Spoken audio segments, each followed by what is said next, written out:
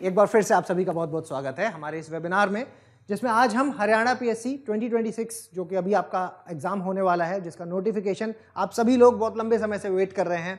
आप सभी को पता है कि एक चेंज की वजह से थोड़ा सा नोटिफिकेशन में डिले हो रहा है, जिसके बारे में हम सबको काफ़ी इन्फॉर्मेशन तो हो चुकी है, लेकिन क्या चेंजेस हुए और क्या आगे आने वाली संभावनाएं हैं, उन सभी के बारे में मैं आपके साथ आज बात करने वाला हूँ। ठीक है, तो एक बार फिर से आप सभी को मैं वापस से आप सभी का स्वागत कर। Sir please introduce again.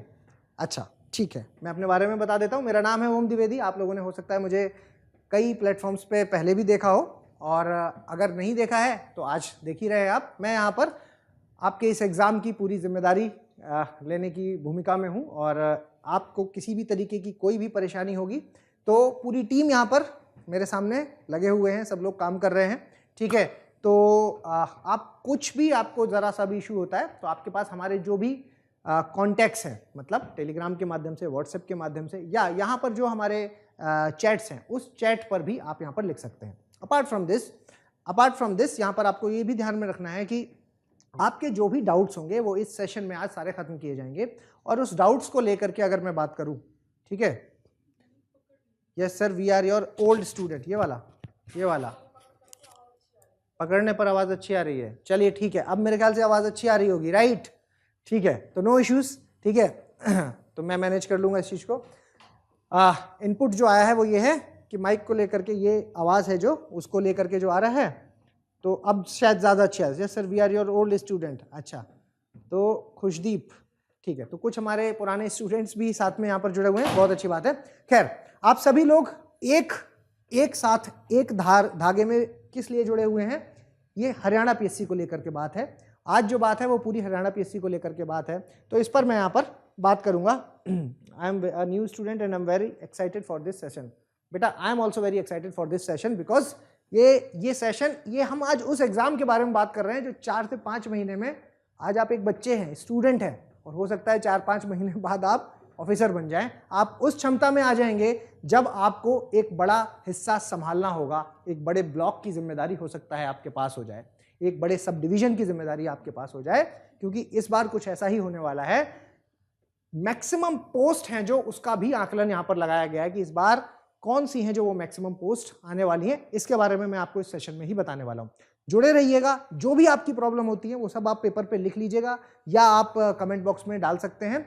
सारी प्रॉब्लम लेकर के ही मैं जाऊंगा, और छोड़ना नहीं है ना, जब तक अपने आप को संतुष्ट ना कर लें तब तक मुझे छोड़िएगा मत। ठीक है, चलिए शुरू करते हैं और प्रीलिम्स से लेकर के मेंस तक की पूरी कहानी को यहाँ पर समझते हैं।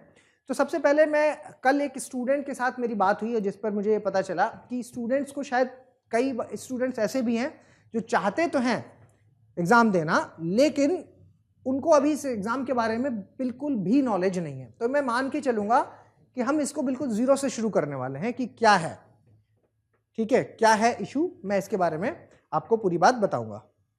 ठीक है, तो जो बिगनर्स हैं, जो पहले तैयारी कर चुके हैं, जो ऐसे स्टूडेंट्स हैं जो ऑलरेडी प्रिपरेशन कर रहे हैं या जॉब कर रहे हैं, या आप कह सकते हैं कि कॉलेज गोइंग स्टूडेंट हैं जिनके पास समय की कमी है, हर किसी के बारे में यहाँ पर बात करेंगे। तो सबसे पहले तो एग्जाम को समझते हैं बच्चों, और एग्जाम को जब हम समझेंगे तो यहाँ पर ये देखिए कि ये 3 स्टेजेस का एग्जाम है। जैसे कि यूपीएससी होता है या बाकी स्टेट पीएससी होते हैं, वैसे ही हमारा हरियाणा का एग्जाम भी 3 स्टेजेस का एग्जाम है, जिसमें प्रीलिम्स, मेंस और इंटरव्यू होता है। प्रीलिम्स, मेंस और इंटरव्यू होता है। और स्टूडेंट्स की जो मेन प्रॉब्लम होती है, उसको ये नहीं पता होता कि प्रिपरेशन को करना कैसे है। तो इसलिए स्टूडेंट क्या करता है, रैंडमली अपनी प्रिपरेशन को शुरू कर देता है, और रैंडमली जब वो शुरू करता है तो थोड़ा सा प्री पढ़ लिया, थोड़ा सा मेंस पढ़ लिया, थोड़ा प्री पढ़ लिया, थोड़ा मेंस पढ़ लिया, थोड़ा सा किसी ने बता दिया कि इंटरव्यू में इस तरीके के क्वेश्चंस पूछे जाते हैं तो उनको पढ़ लिया, और फिर अपनी प्रिपरेशन को स्टार्ट कर दिया। यही होती है सबसे बड़ी गलती। तो आप मेरे सामने यहाँ पर देख रहे हैं कि ये जो 3 स्टेजेस हैं, इस पे पहले सर ये बताइए कि होता क्या है। तो समझिए, पहले मैं आपको बताऊंगा प्री के बारे में, फिर मेंस पे आऊंगा, और फिर मैं इंटरव्यू में आऊंगा। और यहां पर मैं एक चेंज के बारे में भी बात करूंगा जो मेरे ख्याल से आप सभी को पता भी होगा, लेकिन आगे अभी क्योंकि पूरी क्लैरिटी हमें सरकार की तरफ से आई नहीं है, तो इसकी वजह से हमें थोड़ा सा वहां पर वेट भी करना पड़ेगा। चलिए, तो सबसे पहले मैं प्रीलिम्स के बारे में आपसे बात करूंगा। तो देखिए, जो पहला स्टेज है वो है प्री। प्री की जो स्टेज है, प्रीलिम्स की जो स्टेज है, इस स्टेज पर आपके दो एग्जाम्स होते हैं। एक होता है पेपर 1, एक होता है पेपर 1 जिसको हम आम बोलचाल की भाषा में जीएस का पेपर बोल देते हैं। दूसरा होता है पेपर 2, पेपर 2 जिसको हम आम बोलचाल की भाषा में सी सेट बोल देते हैं, सी सेट बोल देते हैं। ठीक है, ये दोनों ही जो पेपर हैं ये दोनों 100 मार्क्स के होते हैं, 100 मार्क्स के होते हैं और जिसमें 100 क्वेश्चंस आते हैं।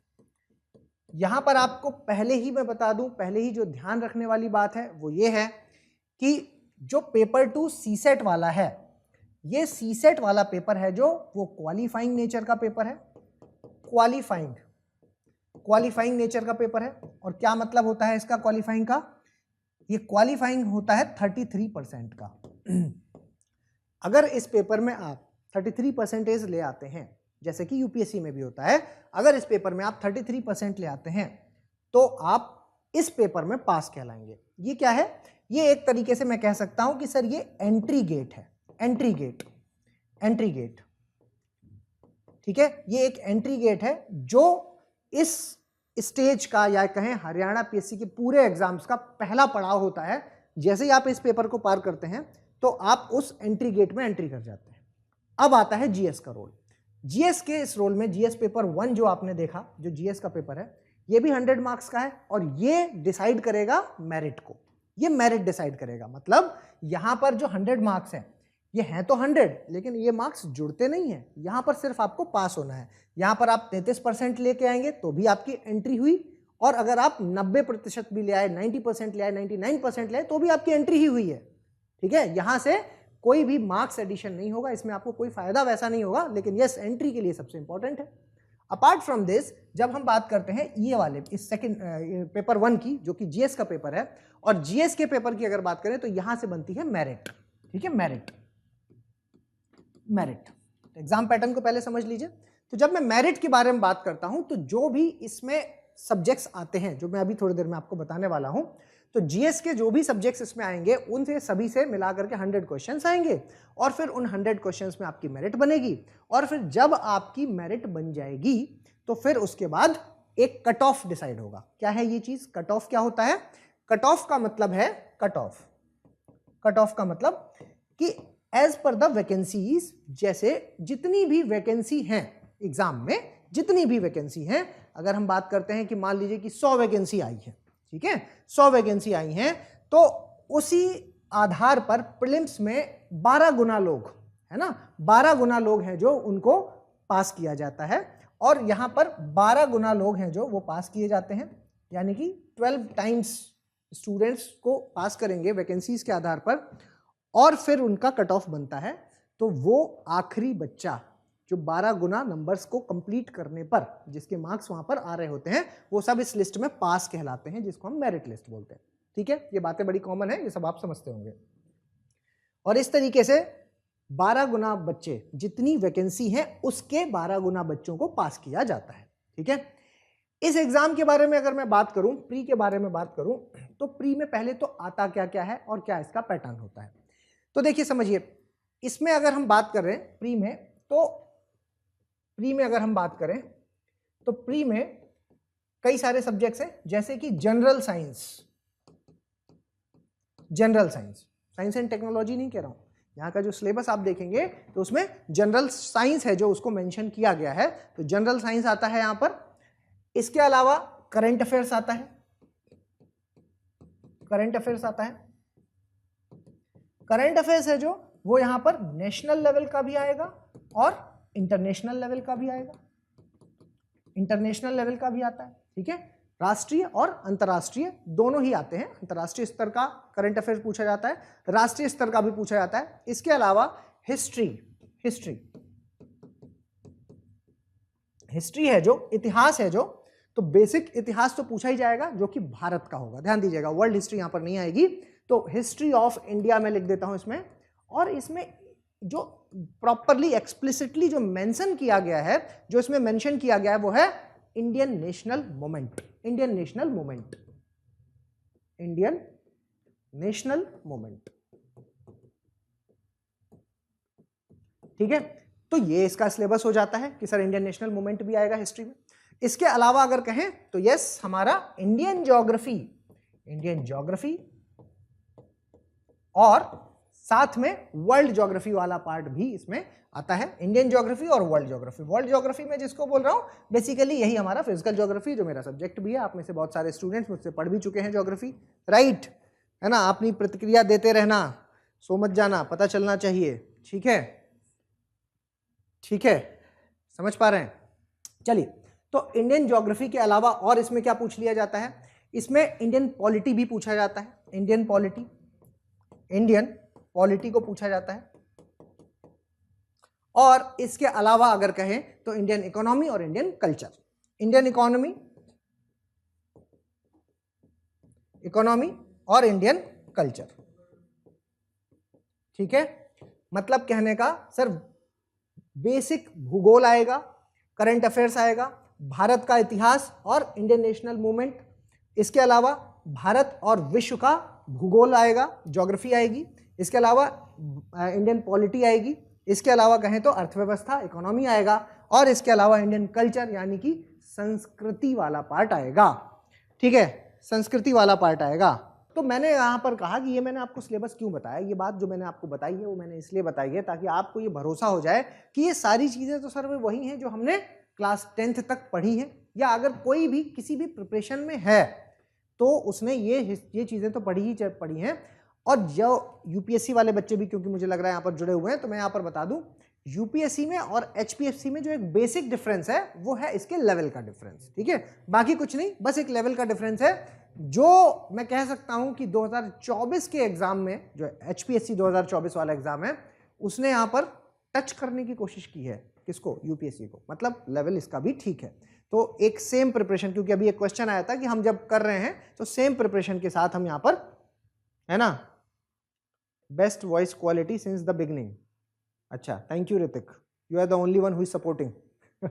ठीक है, चलो तो कोई बात नहीं, ठीक है। अभी मेरे ख्याल से मैनेज कीजिए, है ना, अभी मेरे ख्याल से सारी चीजें ठीक है, तो अब मैनेज करते हैं, ठीक है। तो समझिए, तो ये हमारा सिलेबस है और इस सिलेबस के अकॉर्डिंग हम यहाँ पर चलेंगे। तो बस जो एक बेसिक डिफरेंस है वो किस चीज का है? लेवल का, ठीक है, यहाँ पर लेवल का है। अपार्ट फ्रॉम दिस अगर मैं आपको बताऊं तो सर एक पेपर आपने सीसेट का बताया, इस सीसेट में क्या आता है? सीसेट में कुछ नहीं आता, मैथ्स, इंग्लिश और रीजनिंग, 3 चीजें आती हैं, जिसमें हम इंग्लिश वाले पोर्शन को कहते हैं कॉम्प्रीहेंशन, मैथ्स एंड रीजनिंग, ठीक है। और ये सिर्फ क्वालिफाइंग है, तो यहां किसी तरीके की ऐसी प्रॉब्लम नहीं है। यहां पर वो प्रॉब्लम भी नहीं है जो यूपीएससी में हिंदी मीडियम स्टूडेंट फेस करता है कि सर हम हिंदी मीडियम स्टूडेंट हैं तो हमें सर इंग्लिश में प्रॉब्लम होती है या मैथ्स में प्रॉब्लम होती है। तो यहां पर लेवल है जो वो उतना ज़्यादा मतलब हाई नहीं है, जिसकी वजह से आपको इस पेपर में कोई भी किसी भी तरीके की प्रॉब्लम होगी, राइट, ठीक है। चलिए, तो ये चीजें हैं, ये हमारा सिलेबस है जो वो यहाँ पर बताती हैं, ठीक है। अब इसके अलावा मैं क्योंकि अभी प्री पर बात कर रहा हूँ तो प्री पर मुझे पूरी बातें यहाँ पर बताना होगा। देखो बेटा, जब हम यहाँ इसमें थोड़े से चेंजेस हैं, वहां पर आप देखते हो यूपीएससी में जनरली 4 ऑप्शंस होते हैं, लेकिन यहाँ की अगर मैं बात करता हूँ तो यहाँ पर होते हैं 5 ऑप्शंस, ठीक है। यहाँ पर ऑप्शंस होते हैं 5 A B C D E, और हर बच्चे को 5 ऑप्शंस, मतलब 5 में से कोई एक ऑप्शन भरना जरूरी है। आप मतलब छोड़ नहीं सकते। अगर इनकेस आप उस क्वेश्चन को छोड़ भी रहे हैं तो आपको ई ऑप्शन भरना होगा, मतलब एनसर्कल तो करना पड़ेगा, गोला तो आपको भरना पड़ेगा अपनी ओएमआर के अंदर। एक डिफरेंस जो कि यूपीएससी से अलग है ना। इसके अलावा एक चीज यहां पर और है कि यहां पर अगर आपने 10% ऐसे क्वेश्चंस ब्लैंक छोड़ दिए कि गोला किसी में भरा ही नहीं, 10% क्वेश्चंस हैं जो आपने ब्लैंक छोड़ दिए, क्वेश्चंस ब्लैंक, ठीक है, तो आप हो जाएंगे डिस्क्वालीफाई। ये एक डिफरेंस है। और तीसरा डिफरेंस एक और है, जो है अगर तीसरा डिफरेंस है कि नेगेटिव मार्किंग की अगर बात करें, नेगेटिव मार्किंग वहां पर 1/3 होती है और यहां पर 1/4 होती है, ठीक है। तो ये हमारे लिए एक फायदेमंद चीज है, मतलब तीनों चीज बातें आपको याद रखनी है कि सर कोई ना कोई एक ऑप्शन में तो सर्कल करना ही पड़ेगा। हम छोड़ना अगर चाहते हैं, हमें नहीं आता है क्वेश्चन, तो भी हमें ई ऑप्शन जो होगा उस पर एनसर्कल करना पड़ेगा। सेकेंडली, आप कह सकते हैं कि सर अगर 10% आपने क्वेश्चंस गलती से छोड़ दिए तो आप डिस्क्वालीफाई हो जाएंगे, तो छोड़ना नहीं है। और इसके अलावा नेगेटिव मार्किंग है जो यहाँ पर 1/4 है। ठीक है, तो ये बात आपको पता चल गई। ये प्रीलिम्स में एक बेसिक बातें मैंने आपको यहाँ पर बताई। अब इसके बाद जो बच्चों के मन का एक सवाल होता है कि सर मुझे ये बता दीजिए कि कितना कट ऑफ जाता है। तो अगर मैं बेटा कट ऑफ की बात करूं तो मेरे जितने भी स्टूडेंट्स हैं वो ये बात जानते हैं कि मैं हमेशा 50% को लेकर के बात करता हूं कि भाई 50% तो आपको लाना ही पड़ेगा, चाहे प्री हो, चाहे मेंस हो, कुछ भी हो, चाहे यूपीएससी हो, चाहे कहीं। यहाँ पर थोड़ा सा हम ऊपर लेकर के जाएंगे चीज़ों को, क्योंकि 100 में से जो लास्ट कट ऑफ जो हमारे पास अवेलेबल है गवर्नमेंट के द्वारा दिया गया, क्योंकि कट ऑफ कई सालों का गवर्नमेंट, कई सारे साल हैं जिनका गवर्नमेंट ने रिलीज नहीं किया है, तो वो है लगभग 67 के आसपास आउट ऑफ 100। ठीक है, क्योंकि यहाँ पर एक नंबर का ही एक क्वेश्चन होता है, तो out of 100 67 point something something था। तो इस हिसाब से अगर मैं कहूँ तो आपको माइंड मेकअप है जो वो 70 का करके जाना होगा, कम से कम 70 to 75। ठीक है सर, 70 to 75 ठीक है ना सर? तो 70 to 75 है जो, वो है जो हमें लेकर के यहाँ पर जाना है। ठीक है, तो ये कट ऑफ है जो, ये आपका क्या ये होना चाहिए आपका कि मुझे ये मेरा टारगेट कट ऑफ है। तो ये आप दिमाग में ये बात भी रखिएगा। ठीक है, अब सबसे इंपॉर्टेंट बात कि इस साल मैं यहीं पर ये बात ऐड कर देता हूं कि इस साल बेटा ध्यान रखिएगा कि अभी जो पोस्ट आने वाली हैं इस बार, ये साल बहुत इंपॉर्टेंट इसलिए होने वाला है कि इस साल जो पोस्ट आने वाली है उसमें सुनने में आ रहा है कि जो एसडीएम एग्जीक्यूटिव की पोस्ट होगी वो लगभग 25 के आसपास आने वाली है। मतलब इस बार बहुत सारी पोस्ट इस बार आपको मिलने वाली है। टोटल अगर कहें तो 100 से 150 के बीच में पोस्ट आएंगी, जिसमें मतलब की पोस्ट बहुत कम आती हैं। तो यहाँ पर पोस्ट भी मैं आपको अभी यहाँ पर ही क्लियर कर दूं कि अब जो आप 2026 वाला एग्जाम देने वाले हैं, 2026 में मतलब ये जो अभी नोटिफिकेशन आने वाला है, वो जो आप एग्जाम देने वाले हैं उसमें पोस्ट की बात करें तो एसडीएम वाली जो पोस्ट है वो लगभग 25 पोस्ट हैं जो वो इस जगह पर आने वाली हैं। और बाकी कौन सी सर की पोस्ट आने वाली है? डीवाईएसपी मतलब डिप्टी एसपी जिसको हम बोलते हैं, डिप्टी एसपी की पोस्ट आपको इसमें मिलने वाली है। इस बार जो नोटिफिकेशन आने वाला है उसमें आपको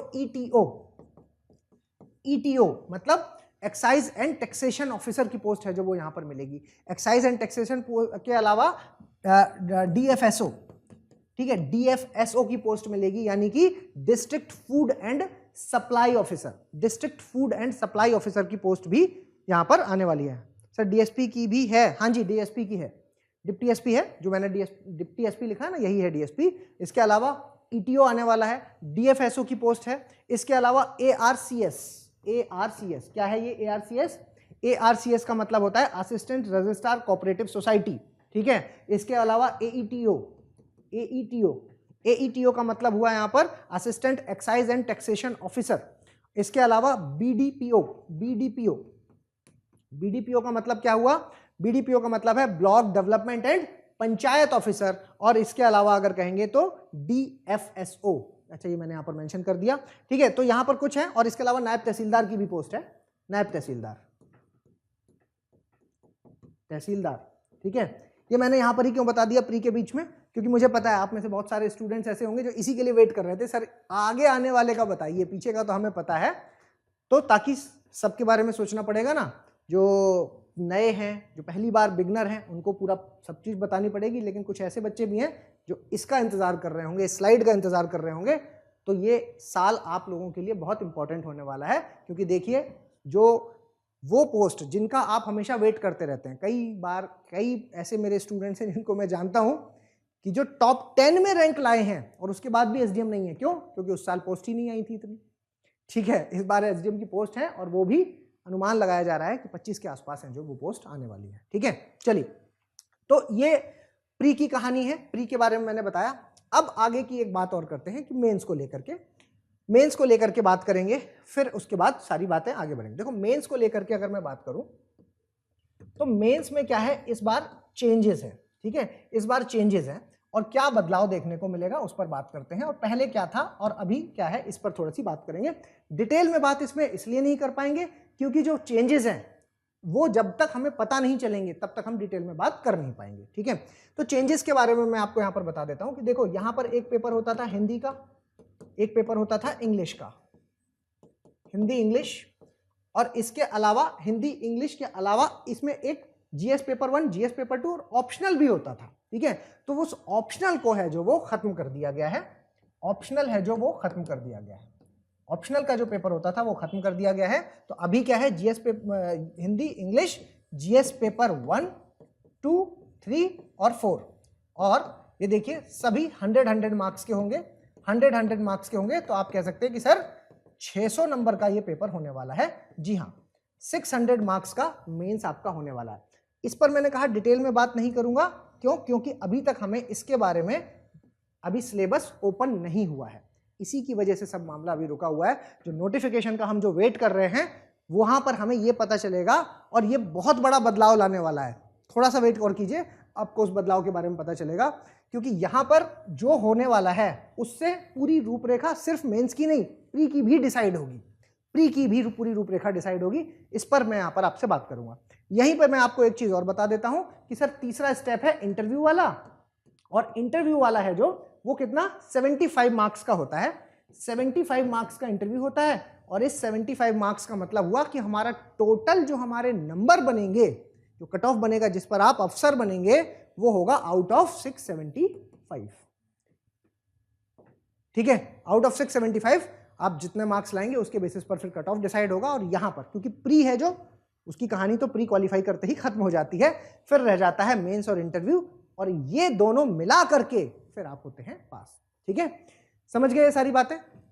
तो इतनी बात आप समझ गए। तो अब जो आता है कि सर कल मुझसे एक बच्ची ने, मुझे नाम याद नहीं आ रहा, एक बच्ची से मेरी बात हो रही थी, उसने बोला कि सर इतने बड़े एग्जाम के बारे में तो मैंने सोचा ही नहीं, मैं तो 25 की हो गई, मेरी एज तो निकल गई सर, मैं कैसे कर सकती हूँ? तो यानी कि यहाँ से मेरे दिमाग में आया कि बच्चों के मन में अभी ये डाउट है कि सर एज क्या है इसकी, तो इसकी क्वालिफिकेशन पर भी मैं बात कर लेता हूँ। और इसकी जो क्वालिफिकेशन है वो है 2 क्वालिफिकेशन है।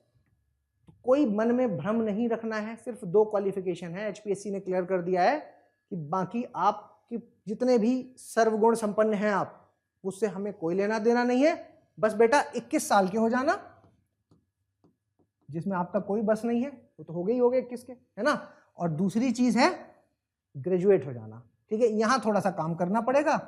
ग्रेजुएट अगर नहीं हो पाए तो फिर रिजेक्ट हो जाएंगे। तो बस ग्रेजुएट हो जाइए, भले ही 33 मार्क्स से हो जाइए, परसेंटेज से हो जाइएगा, लेकिन बस ग्रेजुएट हो जाइए और 21 साल के हो जाइए। यही इसकी क्वालिफिकेशन है, नथिंग एल्स। ठीक है, तो बिल्कुल क्लैरिटी रखिए, अगर ये दोनों क्वालिफिकेशन आपके अंदर हैं, आप ग्रेजुएट हैं या ऑनगोइंग, फॉर्म तो आप तब भी भर सकते हैं जब आप ऑनगोइंग मतलब ग्रेजुएशन में अभी चल रहे हैं, मतलब लास्ट ईयर ग्रेजुएशन का है, तो भी आप भर सकते हैं। लेकिन ये 2 क्वालिफिकेशन है जो वो इसके लिए मांगी गई है, क्योंकि ग्रेजुएशन की डिग्री आपको इंटरव्यू के टाइम पर वहां पर शो करनी पड़ती है। तो आप अपने हिसाब से देख लीजिएगा कि क्या इंटरव्यू के टाइम पर हम डिग्री शो कर पाएंगे। अगर कर पाएंगे तो बिल्कुल भर सकते हैं आप इसको, फॉर्म को। ठीक है, तो ये चीजें आप इतनी मिनिमम याद रखिए। ठीक है, इसके अलावा एज को लेकर के मैं यहां पर ये और बता दूं कि एज का रिलैक्सेशन भी है, एज का रिलैक्सेशन भी है। जैसे कि मिनिमम तो ये मैंने आपको बता दिया 21 साल, लेकिन मैक्सिमम कितना? मैक्सिमम आपको 42 ईयर्स। ठीक है, 42 साल तक आप इस फॉर्म को भर पाएंगे। नॉर्मली स्टेट्स में 40 होता है, यहां हरियाणा ने आपको 42 दे दिया, ये तो बहुत अच्छी बात है।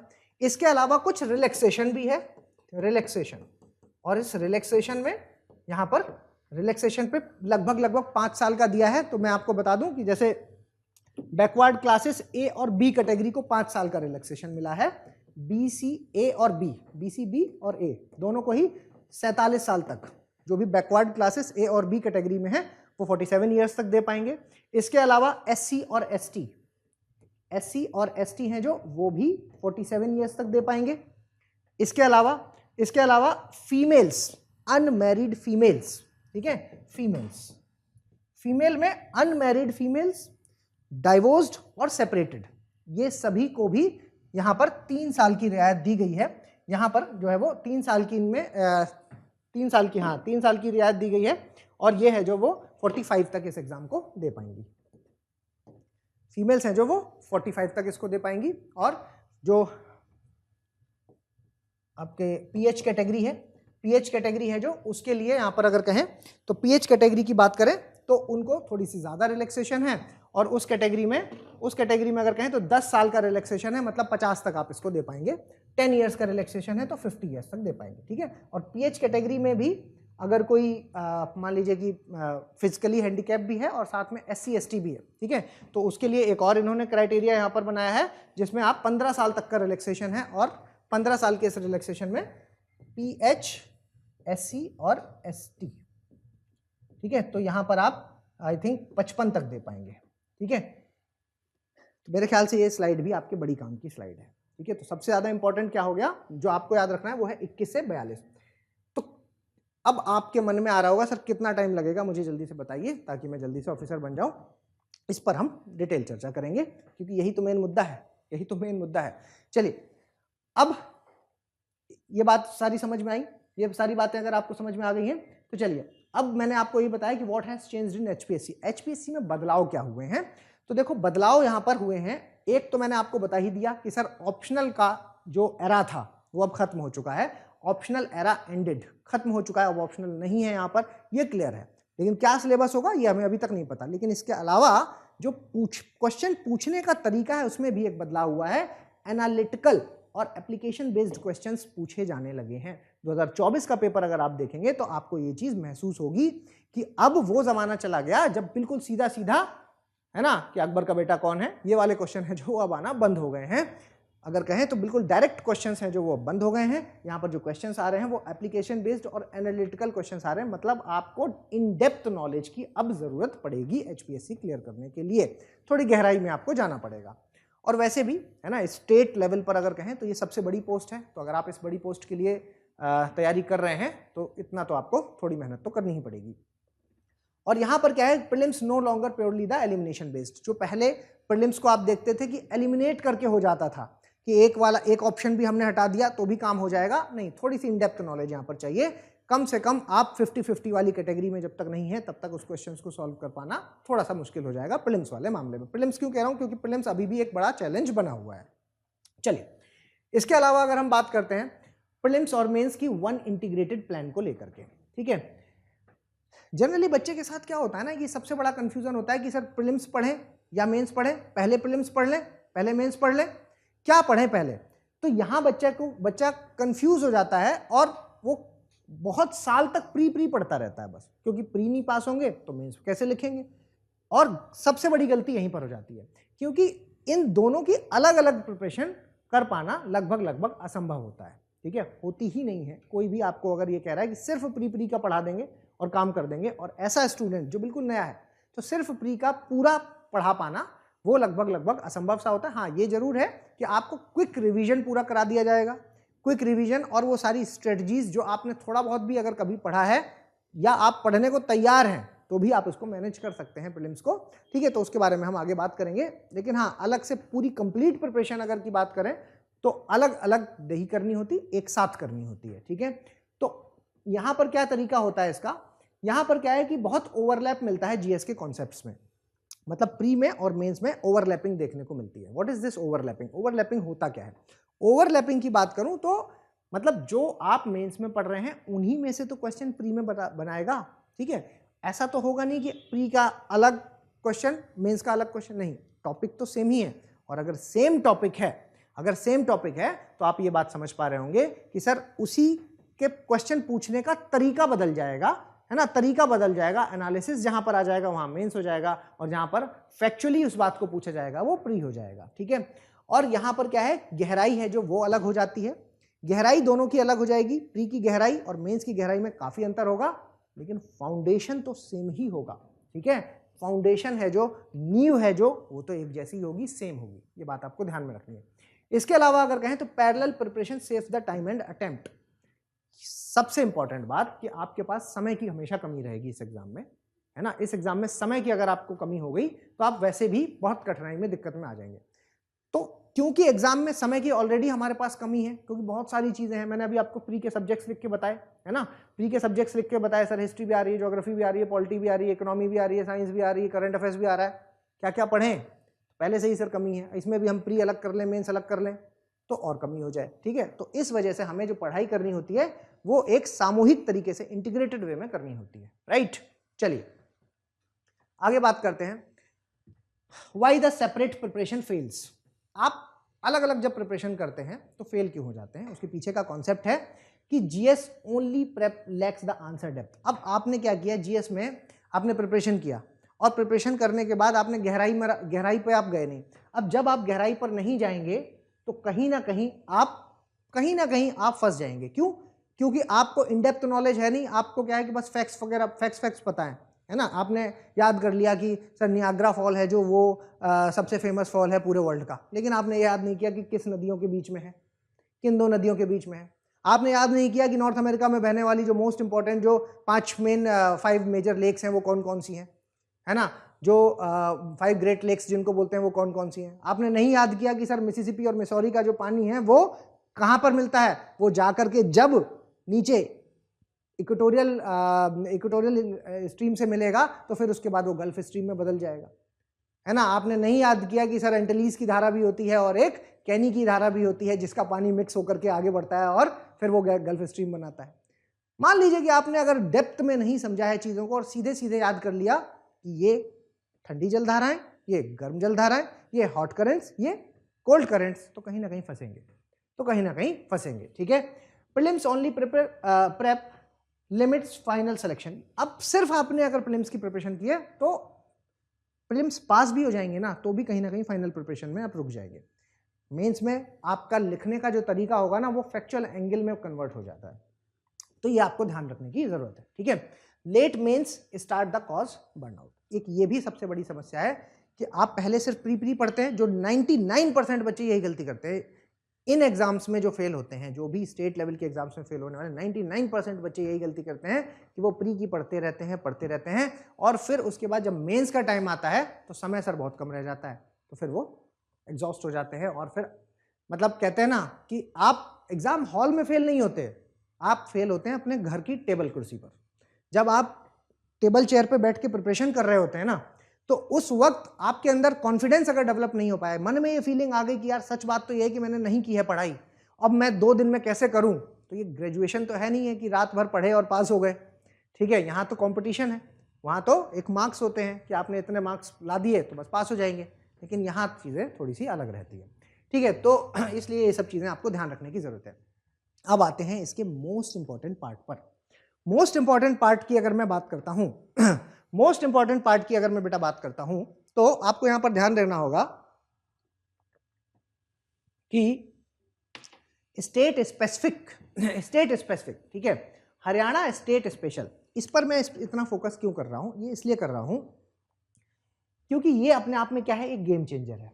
हरियाणा स्टेट स्पेसिफिक वाला जो सब्जेक्ट है जो कि हमारे यूट्यूब पर चल भी रहा है, ठीक है, इसीलिए ताकि जो होशियार बच्चे हैं जिनको आइडिया लग गया होगा उन्होंने क्या है कि शुरू भी कर दिया होगा, है ना, उन्होंने उसकी प्रिपरेशन शुरू कर दिया होगा। क्यों है वो होशियार? वो इसलिए होशियार कि आज तक के इतिहास का, है ना, अगर हम हिस्ट्री की बात करते हैं तो ध्यान दीजिए, जब जिस स्टेट में, स्टेट की ही क्यों बात करें, यूपीएससी भी ले लीजिए, कहीं पर भी जब भी सिलेबस चेंज होता है, क्योंकि आज स्टेट की बात है तो ध्यान रखिएगा, किसी भी स्टेट में जब सिलेबस चेंज हुआ है तो वहां पर अपने स्टेट का वेटेज है जो वो बढ़ जाता है, चाहे वो प्री हो चाहे वो मेंस हो, क्वेश्चंस का एंगल बदल जाता है। मेंस में अगर एंगल, क्योंकि अभी आप कहेंगे सर प्री का सिलेबस थोड़ी ना चेंज हो रहा है, मेंस का ही हो रहा है। जी हाँ, प्री में तो 4 पॉइंट लिखे हुए हैं, बस पढ़ लीजिए आप प्री का सिलेबस, आपको जितना सिलेबस मेंशन्ड है उससे काम बनेगा ही नहीं, उसकी डेप्थ को समझने के लिए आपको मेंस का ही सिलेबस पढ़ना पड़ेगा। और पीवाईक्यू, यही 2 चीजें हैं हमारे पास, प्री पीवाईक्यू और मेंस का सिलेबस, ये हमें बताता है कि सर कहां से क्वेश्चंस जो हैं वो आएंगे, ठीक है। तो अब बात यह है कि हरियाणा में जो मेंस का सिलेबस आएगा वो डिसाइड करेगा कि सर प्री का पेपर कैसा होगा, मेंस का पेपर कैसा होगा, और ये अपने आप में गेम चेंजर हो जाएगा। क्योंकि यहां पर graded weight to Haryana specific issue, इसके बहुत चांस बढ़ गए हैं, क्योंकि हमारा उत्तर प्रदेश का सिलेबस चेंज हुआ, मध्य प्रदेश का सिलेबस चेंज हुआ, राजस्थान का सिलेबस चेंज हुआ, कोई स्टेट आप उठा लीजिए, जब सिलेबस चेंज हुआ है तो सीधे स्टेट का वेटेज है जो वो बढ़ जाता है, ठीक है। यहां पर भी मैं 100% दावे से बात कह सकता हूं कि वेटेज बढ़ेगा ही बढ़ेगा, ठीक है। चलिए, it decides the rank and selection. Rank and selection आपने कभी सोचा है आईएएस और आईपीएस या एसडीएम और डिप्टी एसपी में क्या अंतर है? इन दोनों में 2 नंबर का अंतर है, ठीक है। बस सर क्या हुआ था कि टाइम मैनेजमेंट में एक क्वेश्चन छूट गया था और इस एक क्वेश्चन के छूटने के कारण एक आदमी डीएसपी है और एक आदमी एसडीएम है, 2 नंबर का अंतर है, ठीक है। तो वो 2 नंबर है जो वो आपको पार करने हैं। तो वहां पर क्योंकि स्टेट स्पेसिफिक अभी तक का जो पैटर्न है उसमें अगर आप देखेंगे तो प्री में आपको कह सकते हैं कि सर 6 क्वेश्चन के आसपास पूछे जा रहे हैं, एक साल जरूर है जहां पर 10 क्वेश्चन के आसपास पूछे गए हैं, लेकिन मैं इस बार दावे से ये बात कह सकता हूं कि 10 से 15 क्वेश्चन आपको प्री में भी देखने को मिलेंगे और मेंस में तो आपको मिलेगा ही मिलेगा, ठीक है। तो ये हमारे लिए गेम चेंजर रहेगा। जो स्टूडेंट प्रिपरेशन करते समय पीछे के प्रीवियस ईयर क्वेश्चंस को देख करके इस बात को ध्यान नहीं देंगे कि अभी इस बार सिलेबस चेंज हुआ है, उनका नुकसान होने वाला है। ये साल उन सब स्टूडेंट्स के लिए गोल्डन ईयर बनने वाला है जो इस बार पेपर देने वाले हैं, क्योंकि जिस जिस साल सिलेबस चेंज होता है उस साल 2 चीजें होती हैं, एक कट ऑफ कम जाता है क्योंकि सबके लिए एक्सपेरिमेंट होता है, और दूसरी बात जिसने स्टेट स्पेसिफिक को पढ़ लिया उसके सिलेक्शन के चांस बढ़ जाते हैं। ये प्लीज ध्यान में रखिएगा, ये बहुत इंपॉर्टेंट पॉइंट हो जाता है। इसके अलावा high return to pre and mains, क्योंकि आप स्टेट स्पेसिफिक रहेंगे तो यहां पर प्री और मेंस में आप अपने आप ही बढ़त हासिल कर लेंगे, आपको ज्यादा कुछ मेहनत करने की जरूरत नहीं पड़ेगी। इसके अलावा ऑफन इग्नोरिंग बाय एस्पिरेंट्स, तो ये देखिए एस्पिरेंट्स अक्सर इसको इग्नोर कर देते हैं, इस बात को अक्सर है जो वो इग्नोर कर देते हैं एस्पिरेंट्स, तो ये बात यहां पर ध्यान में रखना। स्पेशल फोकस मतलब देखो स्टेट स्पेसिफिक तो रहना ही है, इसके अलावा इस पर भी बजट, इकोनॉमिक सर्वे, स्कीम्स, इन पर भी आपको फोकस करना पड़ेगा। वो भी कौन सी वाली, नेशनल लेवल की तो जब आएगा तो आप करेंगे ही करेंगे, लेकिन स्टेट की भी जो स्टेट स्पेसिफिक होंगी उन पर भी आप फोकस करेंगे। इसके अलावा हिस्ट्री हो गया, ज्योग्राफी हो गया, करंट अफेयर्स हो गया हरियाणा का, ये सब भी आपको यहां पर पढ़ना होगा। चलिए आगे बात करता हूं, और सब्जेक्ट वाइज प्रिपरेशन ऑर्डर में आपको बताता हूं जो हर बच्चा यहां पर पूछना चाहता है, सर शुरू कैसे करें, शुरू कैसे करें। तो देखिए what to start first and why, पहले मुझे ये बताना पड़ेगा कि भाई क्यों स्टार्ट करना है। तो मैं कह रहा हूं कि एनसीईआरटी से शुरू करना होता है। क्यों? क्योंकि वही आपका बेस है। आप कहेंगे कि सर एनसीईआरटी हमारे लिए कहां है, एनसीईआरटी तो छोटे बच्चे के लिए बनी है। भाई 6th क्लास की एनसीईआरटी 6th क्लास के बच्चे के लिए, 7th क्लास की 7th के लिए, 8th क्लास की 8th के लिए। तो आप क्यों पढ़ेंगे उसको? आप इसलिए पढ़ेंगे क्योंकि हमारा जो स्टेट का सिलेबस या यूपीएससी का सिलेबस है वो वहां पर जो पढ़ाई हुई चीजें हैं उनके लिए एक बेस का काम कर रहा है। अगर ज्योग्राफी की बात करते हैं जो कि मेरा सब्जेक्ट है, उसमें तो मैं ये कह देता कि कुछ और मत पढ़ना, एनसीईआरटी से ही काम हो जाएगा और बस मेरे नोट्स पढ़ लेना और एनसीईआरटी, बस कुछ और नहीं। लेकिन जब मैं सभी सब्जेक्ट्स की जिम्मेदारी लेकर के ये बात कह रहा हूं तो इसका मतलब है मैं यहां पर सभी एनसीईआरटी के लिए आपको कह रहा हूं कि एनसीईआरटी आपके लिए बेस का काम करती हैं। अब उसके बाद advance source for GS. GS ऐसा नहीं होगा कि सिर्फ एनसीईआरटी से काम हो जाएगा, क्योंकि वहां से आपका बेस बनेगा। लेकिन अब क्योंकि आप स्टेट लेवल के सबसे बड़े एग्जाम को टारगेट कर रहे हैं तो इसलिए मैं ये बात कह सकता हूं कि आपको कुछ तो एडवांस सोर्सेज की ओर जाना ही पड़ेगा, ठीक है। स्टेट स्पेसिफिक, फिर पहले आपको क्या है एनसीईआरटी पर फोकस करना होगा, फिर आपको एडवांस लेवल चीजों पर फोकस करना होगा, फिर स्टेट स्पेसिफिक, और सबसे ज्यादा धुरंधर कौन है? धुरंधर करंट अफेयर्स। करंट अफेयर्स को इग्नोर करके आप नहीं जा सकते, है ना। तो वहां धुरंधर रणवीर सिंह है, यहां धुरंधर करंट अफेयर्स है, ठीक है, ध्यान रखिएगा इस बात को। चलिए आगे बढ़ते हैं। और टेस्ट स्ट्रेटजी, क्योंकि आपने सबसे ये बात तो सुनी होगी और नहीं सुनी तो आज मुझसे सुन लीजिए कि पेपर पास करने के हैं 2 तरीके, एक सिलेबस कंप्लीशन प्लस रिवीजन और दूसरा है प्रैक्टिस, जिसमें मेरा नजरिया अगर मैं कहूं आपसे, मैंने यहां पर कहा कि अगर आपको पास होना है तो इसके हैं 2 तरीके, एक है रिवीजन और दूसरा है प्रैक्टिस। तो इन दोनों में भी अगर मुझसे पूछेंगे कि सर किसको ज्यादा आप वेटेज देंगे, तो मैं प्रैक्टिस को ज्यादा वेटेज दूंगा, क्योंकि सिलेबस कंप्लीशन और रिवीजन 100 बार कर लो, 200 बार कर लो, ऐसा कोई दिन नहीं आएगा जब आप कहोगे कि सर हो गया, आज आप कहीं से भी कुछ भी पूछ लीजिए सब मुझे आता है।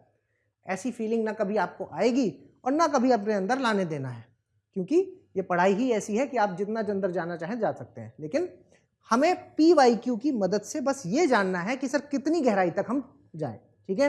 तो समझिए इस बात को, रिवीजन यहां पर बहुत इंपॉर्टेंट रोल प्ले करेगा, यहां पर प्रैक्टिस है जो वो उससे भी ज्यादा इंपॉर्टेंट रोल प्ले करेगी। और आप ध्यान रखिएगा कि जिस दिन आप 100 पेपर लगा करके चले जाएंगे उस दिन दुनिया की कोई ताकत आपको नहीं रोक पाएगी, आपको पास होना ही होना है, ठीक है। इसके अलावा सबसे पहले मैंने आपको कहा कि क्या, तो टेस्ट स्ट्रेटजी में चाहे वो प्री हो चाहे वो मेंस हो, सबकी बात, यहां पर 100 पेपर मैंने प्री के लिए बोले हैं, ठीक है।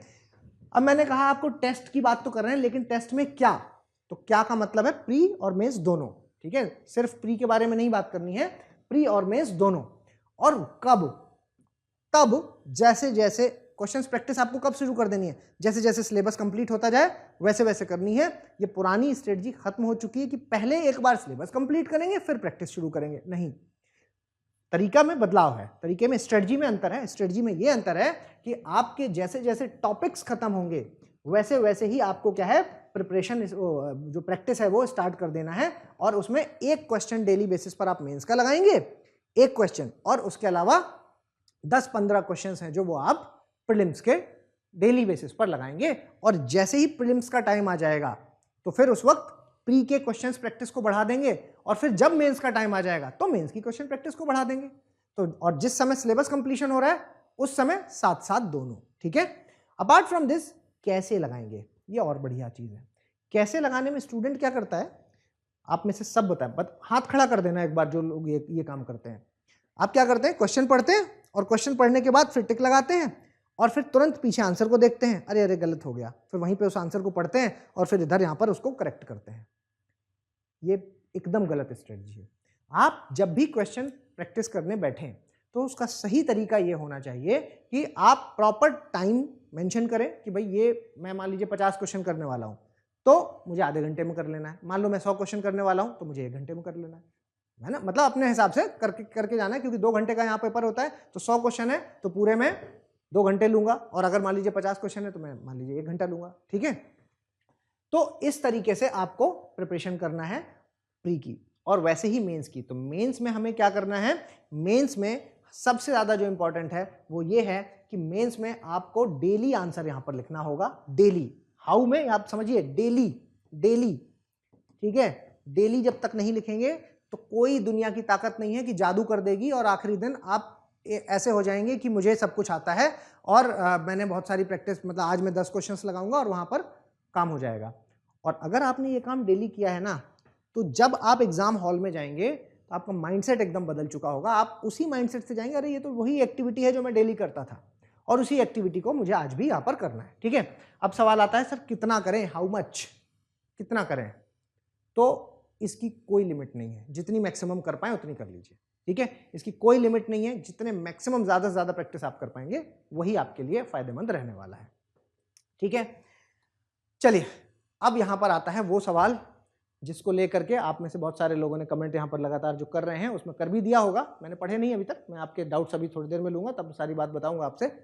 लेकिन ये है द मोस्ट इंपॉर्टेंट चीज, जिसमें शुरुआत में आई थिंक खुशदीप ने बोला था सर आपकी पर्सनल मेंटरशिप मिल सकती है क्या, तो उसी वाले पार्ट पर हम आज बात करने वाले हैं कि मेंटरशिप को लेकर के यहाँ पर सबसे ज्यादा जो गाइडेंस चाहिए होती है ना वो बहुत इंपॉर्टेंट होती है। क्यों?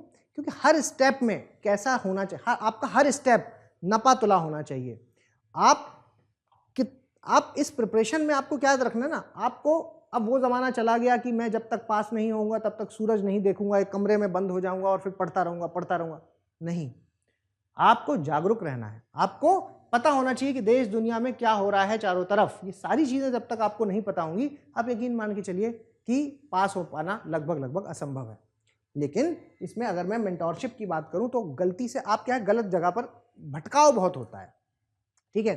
तो यहां पर क्या है कि मेंटोर जो होंगे आपके, वो क्या करेंगे, वो आपके ब्लाइंड स्पॉट्स जो हैं उनको पहले पहचान लेंगे, मतलब आपकी कमियां हैं जो कि आपकी स्ट्रेटजी में क्या है ना, तो वो आपकी स्ट्रेटजी को पॉइंट आउट कर पाएंगे, प्रॉपर पॉइंट आउट कर पाएंगे और बता पाएंगे कि कैसे आपको आगे बढ़ना है, कैसे आपको रुकना है, कहां पर आपको किस दिशा में आपको मुड़ना है। दूसरी बात, it prevents the wrong strategy decisions. आप कई बार क्या है ना ऐसे डिसीजंस ले लेते हो, जैसे मैंने अभी बताया आपको कि गलत स्टाइल से पढ़ रहे हो, जब आप शेयर करोगे तो कोई होना चाहिए ना, कौन होना चाहिए, एक सीनियर टाइप का आदमी जिससे आप बात कर पाओ हमेशा, ठीक है। तो एक ऐसा व्यक्ति आपके पास होगा जो आपको सही गाइड करेगा। तो इसलिए मेंटोरशिप का रोल है जो वो यहां पर क्या है, मोस्ट इंपॉर्टेंट रोल है। मोस्ट इंपॉर्टेंट रोल है। जो मेंटोर होते हैं ना, वो ये मान के चलिए कि आप काम कर रहे हैं, ये बिल्कुल वही वाला बात है ना, कि सर लड़ेंगे तो अर्जुन लेकिन कमान तो कृष्ण के हाथ में ही होगी, ठीक है। तो बिल्कुल वही वाली बात यहां पर आपको जो है मेंटर रोल प्ले करते हैं। It improves the answer quality and focus, yes very important. जब आप आंसर लिखते हैं तो क्योंकि आप लोग ग्रेजुएशन करके आए होते हैं इस एग्जाम के लिए, तो आपको एक आइडिया होता है कि सर मुझे कैसे लिखना है, आप लिखते जाते हैं, लेकिन ग्रेजुएशन वाला जो आइडिया है वो यहाँ पर प्रॉपरली काम करता नहीं है। वहाँ पर हमारा एम होता है कि सर पेज भर के आ जाएंगे, सही से बताना, पेज भर के आ जाएंगे और पास हो जाएंगे, क्या यही एम नहीं होता कि हमें बस कम जितनी आंसर कॉपी मिली है उसको ज़्यादा से ज़्यादा पेज भर देने हैं? यहाँ ऐसा नहीं है, यहाँ आपको टू द पॉइंट लिखना होगा, फोकस्ड लिखना होगा, जो यहाँ पर कौन बताएंगे, आपके मेंटोर यहाँ पर आपकी हेल्प कर सकते हैं। और अब ये मोस्ट इंपॉर्टेंट पार्ट, क्योंकि वर्किंग स्टूडेंट्स, वर्किंग एस्पिरेंट्स जो हैं, या कॉलेज गोइंग स्टूडेंट्स और होम मेकर्स, जो शादीशुदा बच्चियां हैं जो एग्जाम दे रही हैं, ठीक है, कॉलेज गोइंग स्टूडेंट है या वर्किंग जो जॉब में है ऑलरेडी, इनकी अगर बात करते हैं तो ये इनके लिए कैसे, इनकी क्या स्ट्रेटजी होनी चाहिए, यहाँ पर भी मेंटोर आपकी हेल्प करेंगे, यहाँ पर भी आपकी हेल्प करेंगे, क्योंकि ये सारा खेल किसके साथ जुड़ा हुआ है, ये सारा खेल है जो वो टाइम मैनेजमेंट के साथ जुड़ा हुआ है, टाइम मैनेजमेंट, ठीक है। और इसमें कोई अच्छा मैं पहले ये क्लियर कर दूं, जिसके भी मन में ये बात आ रही हो कि अरे मैं तो हाउसवाइफ हूँ, मैं यहाँ पर कॉलेज जाता हूँ या मैं वर्किंग प्रोफेशनल हूँ, तो मैं कैसे कर सकता हूँ, क्या मतलब मन तो है मेरा, लेकिन मैं क्योंकि मेरी नौकरी है मैं उसे छोड़ नहीं सकता, तो कैसे कर पाऊंगा? ऐसा कुछ नहीं है, ठीक है। अगर आप फुल प्रिपरेशन की बात करें तो डेली बेसिस पर अगर आप तैयार हैं 5 घंटे देने के लिए, इंक्लूडिंग क्लासेस जो भी हैं इंक्लूडिंग क्लासेस, अगर आप 5 घंटे देने के लिए तैयार हैं, तो मैं आपको लिख के बात कह सकता हूं कि आपके अंदर वो क्षमता है कि आप इसको पास कर सकते हैं, है ना। लेकिन हाँ, मेहनत आपको ईमानदारी से करनी होगी, ठीक है। कैसे करनी होगी, क्या होगी, वो चीजें बात करेंगे। How to prepare UPSC and the state simultaneously, जो अभी एक स्टूडेंट ने सवाल पूछा था, वो यही सवाल है कि सर साथ में कैसे प्रिपरेशन कर लें। तो देखो मैंने आपको बताया था ना, ये टाइम बहुत बढ़िया है। ये टाइम क्यों बढ़िया है? क्योंकि अभी आपका नोटिफिकेशन आने वाला है, और हरियाणा की बात करें तो 45 दिन के अंदर अंदर ये एग्जाम करा लेगा, ठीक है। 3 महीने मान लेते हैं कि सर 3 महीने के अंदर अंदर आपका एग्जाम हो जाने वाला, ठीक है। तो मैक्सिमम बता रहा हूं, और अभी ये टाइम किसका है, ये यूपीएससी के प्रीलिम्स का भी टाइम है। तो ऐसे स्टूडेंट्स, क्योंकि ये एंगल मैंने इसलिए रखा क्योंकि मैक्सिमम स्टूडेंट्स साथ में प्रिपरेशन, देखिए कोई भी स्टूडेंट हो और उसको करना भी चाहिए। यूपीएससी अगर वो एग्जाम दे रहा है तो आपका जो खुद का स्टेट है उसको आप चुन लीजिए। आप उत्तर प्रदेश के हैं तो यूपीएससी जिस वक्त दे रहे हैं तो आप उत्तर प्रदेश को चुन लीजिए, है ना। आप अगर हरियाणा के हैं तो आपको हरियाणा चुनना चाहिए, ठीक है, क्योंकि ऐसा हो ही नहीं सकता कि आप वो एग्जाम कभी ना कभी लाइफ में ना दें, तो देना ही है, ठीक है। तो यूपीएससी की प्रिपरेशन के साथ ये आसान हो जाएगा। और इस साल ये क्यों आसान हो जाएगा? इसलिए आसान हो जाएगा क्योंकि अभी टाइम है हमारे प्रीलिम्स का और अभी ही टाइम है हमारे यूपीएससी के प्री का। अगर थोड़ा सा आगे पीछे होता तो आप मर्ज नहीं कर पाते दोनों चीजों को, ठीक है। अब यहां आपको क्या है कि अलग नहीं पढ़ना है कुछ, बस स्टेट स्पेसिफिक को आपको अलग करने की जरूरत है, और बस एक थॉरो रिवीजन, जल्दी जल्दी वाला जो रिवीजन होता है ना, फटाफट वाला रिवीजन अगर आप यहां पर कर लेते हैं तो उस केस में आपका काम यहां पर बन जाएगा, ठीक है। तो उसमें आपको जो हेल्प होगी, अगर आपने यूपीएससी की प्रिपरेशन कर रखी है, आपको लगता है मैं सब जानता हूं, लेकिन फिर भी आपको डर लग रहा है स्टेट पे, तो आपको फोकस करना चाहिए टेस्ट सीरीज पर। टेस्ट है जो वो आपको बहुत सारे लगाने चाहिए, प्रैक्टिस है जो वो आपको बहुत ज्यादा यहां पर करने की जरूरत है, ठीक है। जब आप प्रैक्टिस करते हैं तो आपके अंदर निखार आ जाता है। प्लस दूसरी बात, जब आप स्टेट की बात करते हैं तो स्टेट स्पेसिफिक जब आप पढ़ेंगे तो आप वैसे से ही बढ़त ले लेंगे और यूपीएससी के एंगल को इसके साथ मर्ज करके चलेंगे, तो पेपर आपका शॉर्ट बाहर निकलेगा ही निकलेगा, ठीक है। चलिए, अब एक बात आती है 90 डेज वर्सेस 1 ईयर स्ट्रेटजी। इसके 2 एंगल निकलते हैं। एक तो ये कि सर पूरी साल मत पढ़वाओ, लास्ट के 3 महीने बताना, जब एग्जाम आने वाला हो पढ़ेंगे और पास कर जाएंगे। एक तो ऐसे इस माइंडसेट वाले स्टूडेंट होते हैं, और एक इस माइंडसेट वाले स्टूडेंट्स होते हैं कि सर पूरी एक साल की प्रॉपर स्ट्रेटजी बनवा दीजिए, ठीक है। और दूसरा एंगल इससे ये भी निकलता है कि सर क्या हम इस एग्जाम को 90 दिन में निकाल सकते हैं, और या हमें पूरे 1 साल की स्ट्रेटजी। तो यस, दोनों की प्रॉपर स्ट्रेटजीज मौजूद है। यहां पर बस मैं यहां पर ये कह रहा हूं कि आपका सही तरीका आपने अगर चुन लिया तो आप 3 महीने में इस पेपर को निकाल सकते हैं, ठीक है। 3 महीने में आप इस पेपर को बड़े आराम से निकाल सकते हैं। इसमें मैंने आपको यहां पर 2 चीजें बताई हैं, one is revision and second one is practice, ठीक है। Common wrong decisions student take, ठीक है। दूसरी बात है जो बहुत सारे ऐसे गलत डिसीजन हैं जो स्टूडेंट्स ले लेते हैं, जिसकी वजह से स्ट्रेटजी उनके लिए मुश्किल हो जाती है। और risk of late course correction. और एक और यहां पर है कि गलती से आप गलती से क्या कर देते हैं, क्योंकि सही गाइडेंस ना होने की वजह से आप अपने मन से गलत रास्ता चुन लेते हैं। तो बस एक पॉइंट में अगर मैं बात करूं तो आपके पास अगर सही रास्ता है तो आप इसको 90 दिन में भी क्लियर कर सकते हैं। 3 महीना is more than sufficient for this exam. ठीक है, चलिए इसके अलावा जो बच्चे गलतियां करते हैं वो क्या है कि एक स्टेट स्पेसिफिक वाले पार्ट को छोड़ देते हैं। 3 बार बोल दिया है और मेरे मुंह से कोई बात अगर किसी भी वीडियो में 3 बार निकल जाए तो मैंने बता रखा है वहां पर क्या करना है, स्टार लगा लेना है, स्टार लगा देना है। क्यों? मतलब ये बहुत इंपॉर्टेंट बात है कि स्टेट स्पेसिफिक आपको इग्नोर नहीं करना है। ठीक है, डिलेइंग टेस्ट मतलब टेस्ट जो है उनमें देरी नहीं करना है कि नहीं मैं आखिरी 10 दिन टेस्ट लगाऊंगा, नहीं, हर दिन आपको टेस्ट लगाना है और लास्ट में तो फिर तेजी पकड़नी ही पकड़नी है। नो रिवीजन सिस्टम, बच्चों का क्या है, रिवीजन करने का तरीका कोई कुछ है नहीं, जिस दिन खाली हुए थोड़ा सा देख लिया, है ना, ये तरीका गलत है। आपको कम से कम 2 रिवीजन चाहिए, एक क्लास के बाद एक क्लास से पहले। बस ये स्ट्रेटजी फॉलो कीजिए, आपका काम होगा ही होगा। क्लास के बाद जो भी आपकी क्लास आप जो कर रहे हैं या आपने ऑलरेडी क्लास कर रखी है तो 2 रिवीजन डेली बेसिस पर, एक अपना पढ़ाई एंड करने पर और एक शुरू करने पर आप कर लीजिए, और एक क्लास से पहले। इससे आपका काम यहाँ पर हो जाएगा। ठीक है, इसके अलावा जो आंसर आप लिखते हैं उसमें सबसे जो इंपॉर्टेंट पार्ट है, नॉलेज की आप में कमी होगी नहीं, इतने लंबे समय तक पढ़ चुके हैं तो नॉलेज तो डेवलप हो ही जाएगी, लेकिन स्ट्रक्चरिंग नहीं बन पाती, ढांचा नहीं बन पाता कि सर आंसर राइटिंग करेंगे तो उसका सही स्ट्रक्चर क्या होना चाहिए, ढांचा यहां पर क्या होना चाहिए। ठीक है, ढांचा यहां पर क्या होना चाहिए, ये चीज है जो वो नहीं बन पाती। ठीक है, ये बातें हैं जो वो यहां पर याद रखने वाली है। इसके अलावा हमारा जो प्रोग्राम है वो आपको कैसे हेल्प करेगा, यहां पर हम आपको एक स्ट्रक्चर्ड वे में जीएस की, सीसेट की और स्टेट स्पेसिफिक प्रिपरेशन है जो वो प्रॉपर सीक्वेंसली कराएंगे। दूसरी बात, यहां पर टेस्ट का मटेरियल सारा दिया जाएगा, मेंटोरशिप की फैसिलिटी आपको मिलेगी, और सिर्फ प्री मेंस की कहानी नहीं है, 1 स्टॉप सेंटर हम इंटरव्यू तक लेकर के आपको जाएंगे, पूरे सिलेक्शन तक की जिम्मेदारी हमारी यहां पर होती है। और इसके अलावा अगर मैं कहूं तो हमारे पास ऑनलाइन और ऑफलाइन दोनों की फ्लेक्सिबिलिटी है। हम सेक्टर 14 में हैं इस वक्त, सेक्टर 14 ओल्ड डीएलएफ गुड़गांव। ठीक है, गुड़गांव। तो ऐसे स्टूडेंट्स जो गुड़गांव में रहने वाले हैं वो ऑफलाइन भी हमसे मुलाकात कर सकते हैं, बात कर सकते हैं, यहाँ कोई कैसी भी समस्या नहीं है। और बाकी आज वो ज़माना तो अब है नहीं कि आपको कहीं भी मूव करने की ज़रूरत है, और इवन मैं आपको सजेस्ट भी नहीं करूँगा, अननेसेसरी टाइम खराब करने की कोई ज़रूरत नहीं है। Online is the best source, online is the best source. मैं आपको अब मुझे आपसे क्वेश्चन आंसर्स लेने हैं। मैं यहाँ पर आपके क्वेश्चन आंसर शुरू करूँ इससे पहले मैं थोड़ी सी बातें आपको यहाँ पर बता देता हूँ कि कैसे क्या क्या चीज़ें हैं हमारे इस कोर्स में जो आपको यहाँ पर हेल्प कर सकती हैं। ठीक है, यहाँ पर क्या क्या चीज़ें हैं जो आपको हेल्प कर, ये हमारा ब्राउज़र है जो आपको मेरे ख्याल से टीम ने शेयर कर भी दिया होगा अब तक, और नहीं किया है तो मैं सबसे रिक्वेस्ट करूँगा तो प्लीज़ जो ग्रुप है उस पर शेयर कर दीजिए, और ये जो अभी जूम पर जिस पे हम मीटिंग में जुड़े हैं हो सके तो यहाँ पर भी शेयर कर दीजिए ताकि बच्चे इसको डाउनलोड कर लें। ये हमारा ब्राउज़र है, इसमें सारी A to Z इन्फॉर्मेशन आपको मिल जाएगी। और जो मुझे आपको दिखाना है वो है हमारे कोर्सेज के बारे में। यहाँ पर देखिए ये है हमारा संपूर्ण बैच। संपूर्ण बैच का मतलब हुआ कंप्लीट प्रिपरेशन। ये मैं उस स्टूडेंट के लिए बात कर रहा हूँ जो 1 ईयर कम से कम देने को तैयार है, जो अभी बिगनर है, एकदम शुरुआत कर रहा है, उसको अभी नहीं देना है एग्जाम 26 वाला। मतलब देखने वाली बात अलग है, क्योंकि यहाँ पर तो एज अटेम्प्ट काउंट हो नहीं रहे हैं, जैसे यूपीएससी में तो 6 ही अटेम्प्ट होते हैं, यहाँ पर अटेम्प्ट नहीं है, तो आप दे सकते हैं।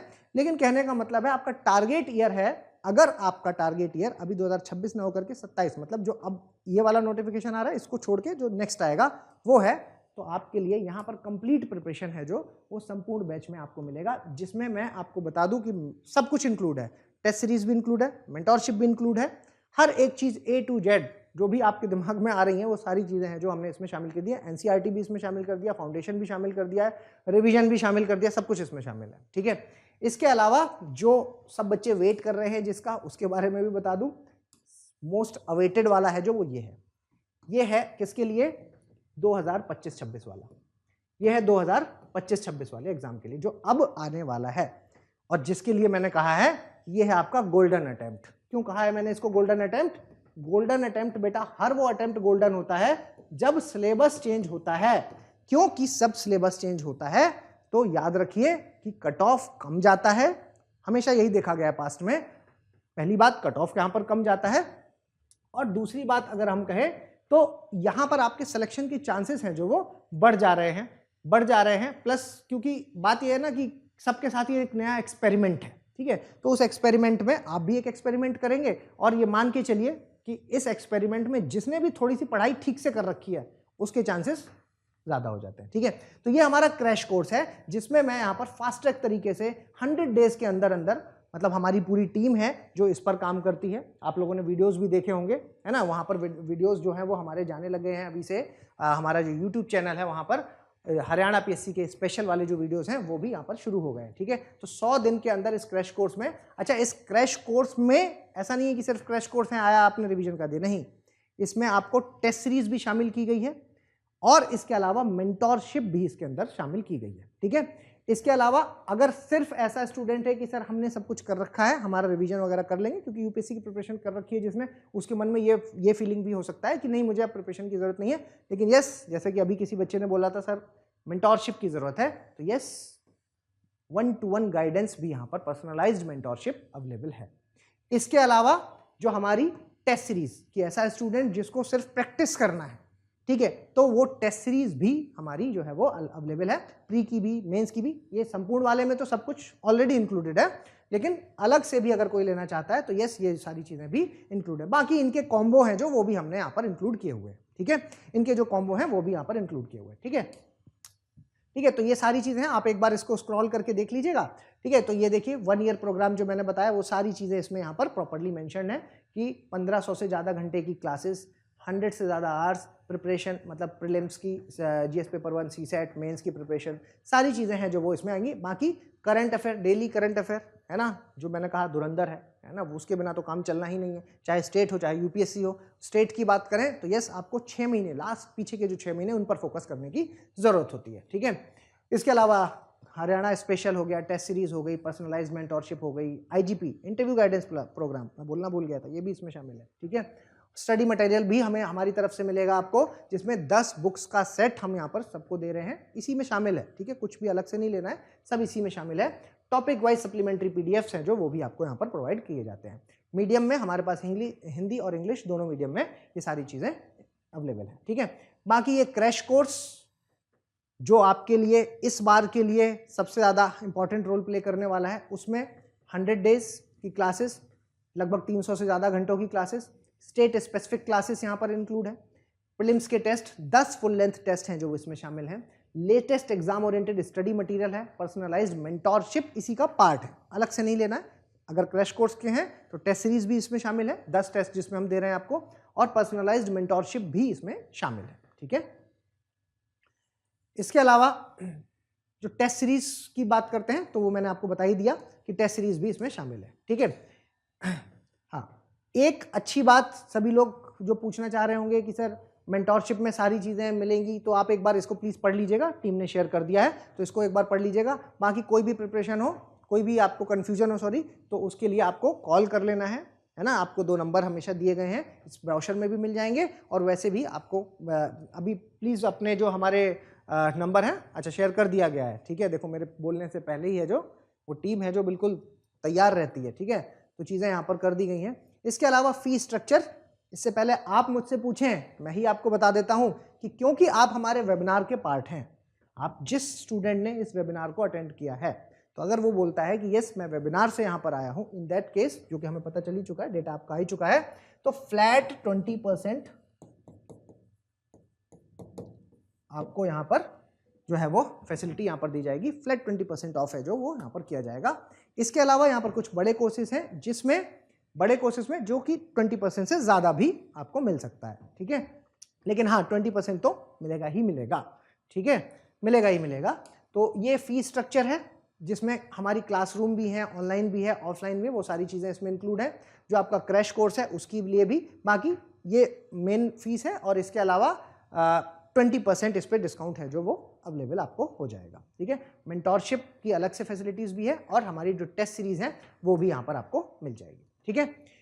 तो इतनी चीज़ें हैं जो मैं आपके साथ अभी मेरी तरफ से डिस्कस करने वाला था, और अब है वो समय जब मैं आपकी सारी बातें सुनने वाला हूं। चाहे आपने कमेंट बॉक्स में लिखा हो, चाहे आप बोल के पूछना चाहें, अब आप फ्री हैं। तो जो भी स्टूडेंट मुझसे पूछना चाहता है कुछ बोल करके, हैंड रेज कर लीजिए, अपना हैंड रेज कर लीजिए ताकि सारी चीज़ें हैं जो वो यहाँ पर टैकल की जाएं। और बाकी भाई जो कमेंट्स आए हैं इतनी देर से, उनमें से अगर आपको कुछ लगता है तो मैं रिक्वेस्ट करूँगा मुझे थोड़ा बता दीजिए, तो मैं स्टूडेंट्स को डायरेक्टली भी बता सकूँ। हाँ जी, तो आप लोग हैंड रेज कर लीजिए, आपको जो भी पूछना है, आपने क्वेश्चंस हैं जो वो पूछ सकते हैं। हाँ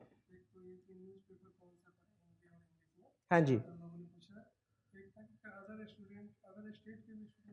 हाँ जी, तो देखिए पहला क्वेश्चन जो आया है वो ये करंट अफेयर्स को लेकर के है कि सर न्यूज़पेपर कौन सा पढ़ें। तो सही आदमी से सही सवाल आपने पूछ लिया है। मैं यहाँ पर आपको बता दूं कि करंट अफेयर्स को लेकर के करंट अफेयर्स देखो, अगर अभी आप, मैं ये मान के चल रहा हूं कि आप एचपीएससी की ही प्रिपरेशन कर रहे हैं, ठीक है, क्योंकि ये वेबिनार है जो वो एचपीएससी को लेकर के ही है। तो करंट अफेयर्स को लेकर के मैं यहां पर आपको पहले बता दूं कि 6 महीने का करंट अफेयर आपको पढ़ना बहुत इंपॉर्टेंट है। 6 महीने का, ठीक है, लास्ट 6 मंथ्स, जब एग्जाम होगा उसके पीछे के लास्ट 6 मंथ, मतलब मान के चलिए कि अगर एग्जाम मान लीजिए कि आपका फेब में हो रहा है, ठीक है, तो पीछे कर लीजिएगा, जनवरी 30 जनवरी तक का आपको पढ़ना है और पीछे के 6 महीने के आप पढ़ लीजिए, ठीक है। तो 6 मंथ्स का करंट अफेयर पढ़ेंगे। अब कहां से पढ़ेंगे, न्यूज़पेपर पढ़ेंगे या मैगजीन पढ़ेंगे, दोनों पढ़ेंगे। यहां पर पैटर्न में थोड़ा सा बदलाव होगा। यूपीएससी में मैं आपको बोलता हूं कि नहीं डेली पढ़ो ये करो, नहीं, यहां पर चीजें हैं जो वो थोड़ी सी अलग रहेंगी। देखो आज के बाद से जो चीजें हो रही हैं वहां पर तो मैं आपको बता दूं कि YouTube है जो हमारा विवेचना IAS @विवेचना आप सर्च करेंगे, मैं लिख भी देता हूं, स्पेलिंग में कोई गलती मत कीजिएगा, विवेचना, ठीक है, ये आप सर्च करेंगे तो ये हमारा YouTube चैनल आपको खुल जाएगा। डेली 3 बजे से लेकर के 4 बजे तक, ठीक है, शाम को हम डेली करंट अफेयर यहाँ पर कराते हैं। वो एनालिटिकल होगा, प्रॉपर एनालिसिस के साथ होगा ताकि आपको सारी चीजें याद रहें। तो यूट्यूब पर अब आगे से आप इस पर एक तो आ सकते हैं। बाकी रही न्यूज़पेपर को पढ़ने वाली बात, हिंदी का पढ़ें या हिंदी इंग्लिश का पढ़ें, तो मैं आपको ये सलाह दूंगा, आप जिस मीडियम के हैं आप उस मीडियम में पढ़िए, जो मीडियम में आप कंफर्टेबल हो, ठीक है। एक न्यूज़पेपर पढ़ना है, बहुत सारे आपको नहीं पढ़ने हैं, ठीक है। आप द हिंदू पढ़ते हैं तो द हिंदू पढ़ सकते हैं, आप इंडियन एक्सप्रेस पढ़ते हैं तो आप इंडियन एक्सप्रेस पढ़ सकते हैं, आप जनसत्ता पढ़ते हैं तो जनसत्ता भी पढ़ सकते हैं, दैनिक भास्कर का राष्ट्रीय संस्करण पढ़ते हैं तो वो भी पढ़ सकते हैं, ठीक है। दैनिक जागरण राष्ट्रीय संस्करण, ठीक है, राष्ट्रीय संस्करण, ठीक है, ये वाला भी आप पढ़ सकते हैं। एक चूज करना है कोई सा, तो आप जनसत्ता पढ़ लीजिए हिंदी वाले, इंग्लिश वाले द हिंदू पढ़ लीजिए, इंग्लिश कठिन लगती है तो इंडियन एक्सप्रेस देख लेना, ठीक है। बाकी मैं यहाँ पर जो है एनालिसिस जो करता हूँ उसमें आपको कोई दिक्कत होने वाली। अच्छा एक बात और ध्यान में रखना है, न्यूज़पेपर पे आपको 1 घंटे से ज्यादा नहीं देना है, मैक्सिमम 1 आवर। ऐसा नहीं करना है कि दिन भर न्यूज़पेपर ही चले जा रहा है, मैक्सिमम 1 आवर, ठीक है। अब इससे क्या होगा कि 1 घंटे का न्यूज़पेपर होने से क्या मिजाज बनने लगता है कि क्या चल रहा है देश दुनिया में। तो जैसे ही वो चीजें आपको पता चल जाएंगी तो धीमे धीमे करके 1 महीने के अंतर्गत आप इस अंदर आप यूज टू हो जाएंगे। बाकी प्रिपरेशन के पॉइंट ऑफ व्यू से कहूं अगर मैं, तो आपको पीछे के 6 महीने तक करने होते हैं, तो यस मैगजीन है जो वो आपको करनी होगी, है ना। करंट अफेयर हमारी तरफ से आपको मिल जाएगा, तो यहाँ पर एक मैगजीन है जो वो आपको फॉलो करनी होगी, जिसकी वजह से कोई एक मैगजीन, अगर आप पहले से कोई मैगजीन फॉलो कर रहे हैं तो भी कोई दिक्कत वाली बात नहीं है। आप कोई एक मैगजीन फैक्चुअल नेचर की भी आप ले सकते हैं, जैसे क्रॉनिकल हो गई, है ना, ये सब प्रतियोगिता दर्पण हो गई, ये सारी चीजें जो आती है वो यहाँ पर स्टेट में हेल्प करती है, यूपीएससी में नहीं करेगी, स्टेट में करेगी, ठीक है। तो एक मैगजीन ले लीजिए और बाकी डेली करंट अफेयर है जो वो पढ़ना शुरू कर दीजिए, यहां से आपका काम हो जाएगा। हाँ जी, और बताइए, क्या अदर स्टेट्स वाले दे सकते हैं क्या? अदर स्टेट्स, अगर मैं अदर स्टेट्स की बात करूं, अदर स्टेट्स, तो आंसर है यस। आप भारत के किसी भी स्टेट के हो, आप इस एग्जाम को दे सकते हैं। इवन इसी स्टेट की बात नहीं, किसी भी स्टेट के हो और किसी भी स्टेट में देना चाहते हैं तो दे सकते हैं। प्रॉब्लम क्या आती है कि जैसे कि मान लीजिए कि मैं तमिलनाडु का एग्जाम देना चाहता हूं। अब अगर मैं तमिलनाडु का एग्जाम देना चाहता हूं, लेकिन मैं कौन हूं, मैं तो नॉर्थ इंडियन हूं, हिंदी भाषी हूं, तो मेरे लिए एक बड़ा चैलेंज क्या रहेगा, स्पेशल वाला जो तमिल का पेपर होगा वो। तो वैसे ही मुझे, जब मैं तमिल जानता ही नहीं हूं तो तमिल स्पेशल में मुझे फेल हो जाना है, ठीक है।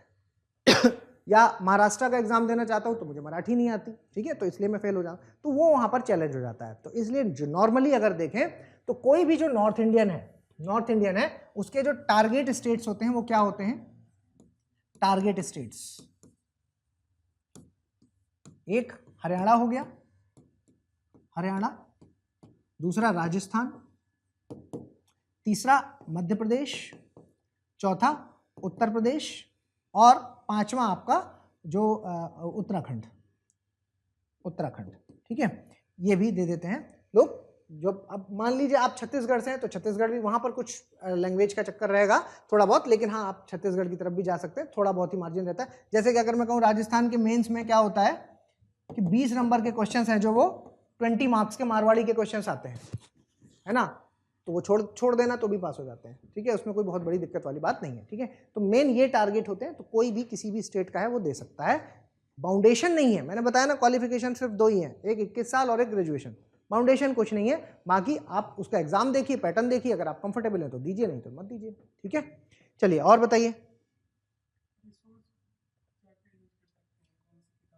रिसोर्स की बात पूछी जा रही है, रिसोर्स को लेकर के क्वेश्चन आ रहा है, रिसोर्स, ठीक है। तो रिसोर्स को लेकर के मैं बता दूं बेटा कि देखो यहाँ पर स्टैंडर्ड सोर्सेस आपको फॉलो करने होंगे, स्टैंडर्ड सोर्सेस आपको फॉलो करने होंगे। मतलब एक तो हो गया सबसे इंपॉर्टेंट रिसोर्स आपका NCERT जो आपके बेस का काम करेगा, और दूसरा अगर हम कहें तो अलग अलग सब्जेक्ट्स के अलग अलग रिसोर्स यहाँ पर रहेंगे। जैसे कि मैं कहूँ तो पॉलिटी में आपको M लक्ष्मीकांत एक बुक से काम हो जाएगा, ठीक है, M लक्ष्मीकांत, ठीक है। आप हिस्ट्री में मॉडर्न इंडिया के लिए हिस्ट्री की है जो वो स्पेक्ट्रम देख सकते हैं, स्पेक्ट्रम देख सकते हैं, ठीक है। तो एक एक बुक सबकी मिल जाएगी, वो सारी बातें हैं जो टीचर आपको जब पढ़ाएंगे तो वो सारी चीज़ें आपको यहाँ पर बताएंगे। इसके अलावा जैसे मैं ज्योग्राफी की बात करूँ तो कोई एक बुक आप GC लोंग देख सकते हैं, या NCERT यहाँ पर मोस्ट इंपॉर्टेंट रोल प्ले करती है, NCERT। अगर आप हमारे स्टूडेंट हैं तो आपको क्या है कि ये एक तरीके से बेस बुक की तरह आप चाहें तो यूज़ कर सकते हैं। अदरवाइज हम इसमें क्या करते हैं, हम आपको 10 बुक्स का सेट दे देते हैं, 10 किताबों का सेट देंगे जो आपकी फीस का पार्ट है, ठीक है, अलग से आपको पे नहीं करना है उसके लिए। इसमें कंपाइलेशन बनवाया गया है अलग से, ठीक है, ताकि आपको 50 बुक्स के पीछे ना भागना पड़े। ये जो बच्चे का भी जो क्वेश्चन है जैसे रिसोर्स को लेकर के, तो इस तरीके की जो चीज़ें हैं वो मन में ना आए, भटकाव ना हो, इसके लिए हमने ये व्यवस्था पहले ही कर दी है। प्लस हमारे जो क्लास नोट्स होंगे, वो क्लास नोट्स जो बच्चे मुझे पहले से जानते हैं वो ये बात समझते ही हैं कि सारी चीज़ें बोर्ड पर लिख करके प्रॉपर्ली आपको लिखाई भी जाती हैं, डिक्टेट भी कराई जाती हैं, और बोर्ड पर टीचर खुद लिखते हैं, तब आप उसमें से उतारते हैं, ठीक है, ताकि आपके नोट्स में कोई कमी। क्योंकि मेरा ये मानना है कि अगर आपके नोट्स ठीक नहीं हैं, क्योंकि ज़रूरी नहीं है ना भाई कि आप इसी बार एग्जाम पास कर लें, हो सकता है आप इस बार ना कर पाएँ तो अगली बार आपने किया तो भूल जाएंगे कब तक, तो इसलिए आपके पास प्रॉपर नोट्स होने ज़रूरी है, ठीक है। फाउंडेशन क्या NCERT भी, देखिए NCERT के बारे में मैं बता दूं आपको साफ सीधे बात, ये एक फ्री का सोर्स है, जो आप कहोगे तो हम आपको दे देंगे, उसमें कोई दिक्कत वाली बात नहीं है। PDF की फॉर्म में हम सॉफ्ट कॉपी में देते भी हैं, ठीक है, सॉफ्ट कॉपी में दे देते हैं। इवन मेरे ख्याल से हमने ऑलरेडी फ्री में टेलीग्राम पर डाल भी रखी है ना, ऑलरेडी आप हमारे टेलीग्राम पर जुड़िए और टेलीग्राम से आप डाउनलोड कर लीजिए, कोई दिक्कत वाली बात नहीं है, ठीक है। बाकी मैं आपको एक बात यहाँ पर बता दूं, क्योंकि आजकल बड़ा मतलब मार्केट में जो चल रहा है वो भी मैं पहले बता दूं, NCERT का कंपाइलेशन चलने लगा है, कंपाइलेशन, ठीक है, और NCERT का कंपाइलेशन है जो वो कोई भी आपको दे वो एकदम बेकार का सोर्स है। आप अगर NCERT सही में पढ़ना चाहते हैं तो ओरिजिनल लीजिए, ओरिजिनल नई वाली लीजिए, पुरानी ओल्ड NCERT नहीं लेना है, ठीक है, नई NCERT, न्यू NCERT। क्योंकि न्यू NCERT इसलिए लेना है क्योंकि देखो समय के साथ जैसे जैसे समय बदला है वैसे वैसे क्या हुआ है, समय बदलने के साथ सिलेबस में NCERTs में जो बदलाव हुए हैं वैसे ही UPSC ने भी अपने अंदर बदलाव किए हैं, ठीक है। तो आपको न्यू NCERT पढ़ना है, क्लियर, बहुत कंफ्यूजन में नहीं रहना, सर हिस्ट्री की ओल्ड वाली पढ़ लूँ, नई वाली भैया थे हमारे, उन्होंने इस साल में पास किया है, उन्होंने ये बताया है, नहीं पढ़ना इन चक्करों में, सीधे न्यू NCERT लीजिए और ओरिजिनल वाली से ही पढ़िए। ओरिजिनल वाली NCERT बड़ी कलरफुल बनाई गई है। एग्जाम्पल से मैं आपको समझा देता हूँ, आप देखेंगे अपने ना ज्योग्राफी का एक क्वेश्चन है जो आई थिंक 2014-15 की बात है, ठीक है, उस साल ये पूछा गया था क्वेश्चन क्या था, आप 7th क्लास की NCERT अगर पढ़ेंगे तो ज्योग्राफी में एक क्वेश्चन आता है जिसमें एक पहेली है एक बूझो है, मतलब दो कैरेक्टर है वहां पर, एक पहेली एक बूझो। वो बात कर रहे हैं आपस में, बिल्कुल बच्चों की तरह पढ़ाया गया, 7th क्लास की बात है। वो बता रहे हैं कि मैं गर्मियों की छुट्टी में अपनी नानी के यहाँ गई। उन्होंने कहा कहाँ है आपकी नानी का घर? मेरी नानी का घर है जो वो शिमला में है ना। तुम कहाँ से गए? आप दिल्ली से गए, ठीक है। तो रास्ते में मैंने ऐसे ऐसे पेड़ देखे, पहले बड़ी चौड़ी पत्ती वाले पेड़ मिले, फिर उसके बाद पेड़ हैं जो वो कॉनिकल मिलते गए, फिर ऐसे स्ट्रक्चर्स हो गए, ऐसे ऐसे जानवर हमें मिलते गए। इस तरीके से वो बात कर रहे हैं दोनों। यूपीएससी 2014-15 में क्वेश्चन आया कि when you go from Delhi to Himalayan states, ठीक है, कि जब आप दिल्ली से हिमालयन स्टेट्स को जाते हैं तो आपको कौन कौन से वृक्ष, किस किस टाइप के ट्रीज देखने को मिलते हैं। डायरेक्ट क्वेश्चन, ठीक है। तो जब डायरेक्ट क्वेश्चन सीधे सीधे एनसीईआरटी से आ ही रहा है तो क्यों छोड़ के जाना है ना। तो ये आपको ऐसे एज इट इज जो है वो पढ़ना है, ठीक है। हाँ जी, हाँ। तो किसी को अगर बोल के कुछ पूछना है तो भाई प्लीज अपने हैंड रेज करते जाइएगा। हिंदी में भी होती है कि? हाँ जी भाई, एनसीईआरटी आपको हिंदी और इंग्लिश दोनों में मिलेगी। एनसीईआरटी है जो वो हिंदी में भी मिल जाएगी और इंग्लिश में भी मिल जाएगी। अच्छा, एक बात और मैं बता दूं, हिंदी मीडियम वालों को मैं यहाँ पर विशेष बात बताना चाहता हूँ। एक गलतफहमी में बिल्कुल मत रहिएगा कि हम हिंदी मीडियम में हैं इसलिए लेट हो रहा है, और अगर ये एटीट्यूड है तो मत शुरू कीजिए, प्रिपरेशन आपके लिए बनी ही नहीं है। पहले तो माइंडसेट से इस बात को हटा दीजिए पूरी तरीके से कि हिंदी मीडियम का हूँ इसलिए मुझे मुश्किल होती है, हिंदी मीडियम का हूँ इसलिए मुझे ये प्रॉब्लम होती है। माइंडसेट हटाओ भाई, ये वाला कुछ नहीं है। आप होशियार हैं, आप ग्रेजुएट हैं, बस इतना ध्यान रखिए। और एक ग्रेजुएट आदमी के अंदर ये क्षमता होती है कि वो कोई भी चीज कर सकता है। भाई जो चीज नहीं आती उसको हम समझ सकते हैं, पढ़ लेंगे, कन्वर्ट कर लेंगे, ठीक है।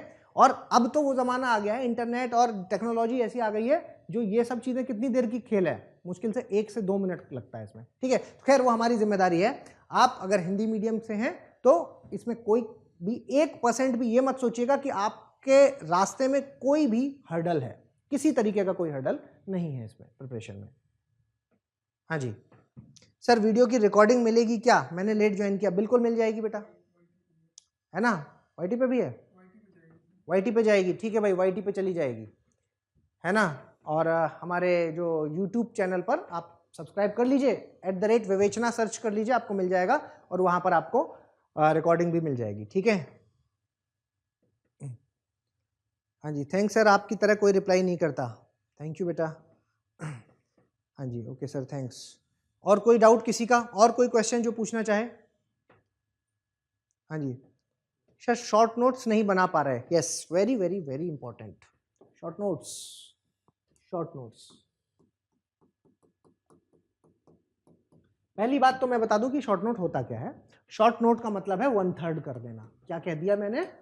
शॉर्ट नोट का मतलब है 1/3 कर देना। 1/3 का मतलब है बच्चे कि आपने अगर 100 पेज के नोट्स बनाए हैं और अगर लास्ट में आपने उनको 33 पेज में नहीं कन्वर्ट कर पाया, मतलब टोटल नोट्स को 1/3 में नहीं कर पाया या उससे भी कम में नहीं कर पाया, तो आप मान लीजिए कि आपके वो जो नोट्स हैं वो एकदम रद्दी में जाने वाले हैं, ठीक है। और वो कैसे होगा? तो मैंने कहा 100 पेज के नोट्स को 33 में कन्वर्ट करना इज कॉल्ड शॉर्ट नोट। हम उसको शॉर्ट नोट कहते हैं। अब शॉर्ट नोट कैसे करेंगे? या आप बना नहीं पा रहे हैं, उसके पीछे का लॉजिक है कि यहां पर रिवीजन की कमी है बेटा। जब आप पहली बार रिवाइज करेंगे तो आपको क्या लगेगा ना, सब इंपॉर्टेंट है। तो अगर मैं कहूं कि इंपॉर्टेंट टिक करते चलना, तो आप सब लाइन खींच दोगे लाइन से, है ना। तो कोई दिक्कत नहीं है, खींच दो। कॉपी खराब होगी, साफ काम करने के मार्क्स अलग से नहीं मिलते, कोई दिक्कत नहीं है, स्कूल नहीं है ये, ठीक है। गंदी कर दो कॉपी, लेकिन फिर दोबारा पढ़ो। तो पहली बार जैसे आपने पेंसिल का यूज किया, दोबारा आपको क्या करना है, हाइलाइटर का यूज कर लीजिए। लेकिन अभी भी शॉर्ट नोट नहीं बनाने हैं। फिर एक बार, तीसरी बार फिर पढ़िए, और अब जब तीसरी बार आप पढ़ेंगे तो दूसरे कलर के हाइलाइटर का यूज करेंगे, ठीक है। तो जब आप तीसरी बार पढ़ेंगे तो आप ये बात आपके दिमाग में अपने आप आती जाएगी कि बहुत सारी चीजें आपको पहले से पता है। तो जो चीजें आपको पता है, जो आपको याद आ रही हैं, उनको लेकर के टेंशन नहीं लेना है, उनको छोड़ देना है।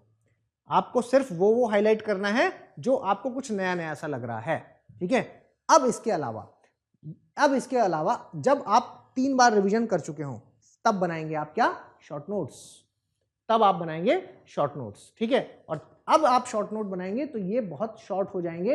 हो सकता है 33 पेज भी पूरे ना हो, 20-22 पेज में ही आप लिख दोगे, ठीक है, तो जो नहीं कर पा रहे हैं उसके पीछे का रिप्लाई ये है, ठीक है, उसके पीछे का जो लॉजिक है वो ये है। हाँ जी, और बताइए।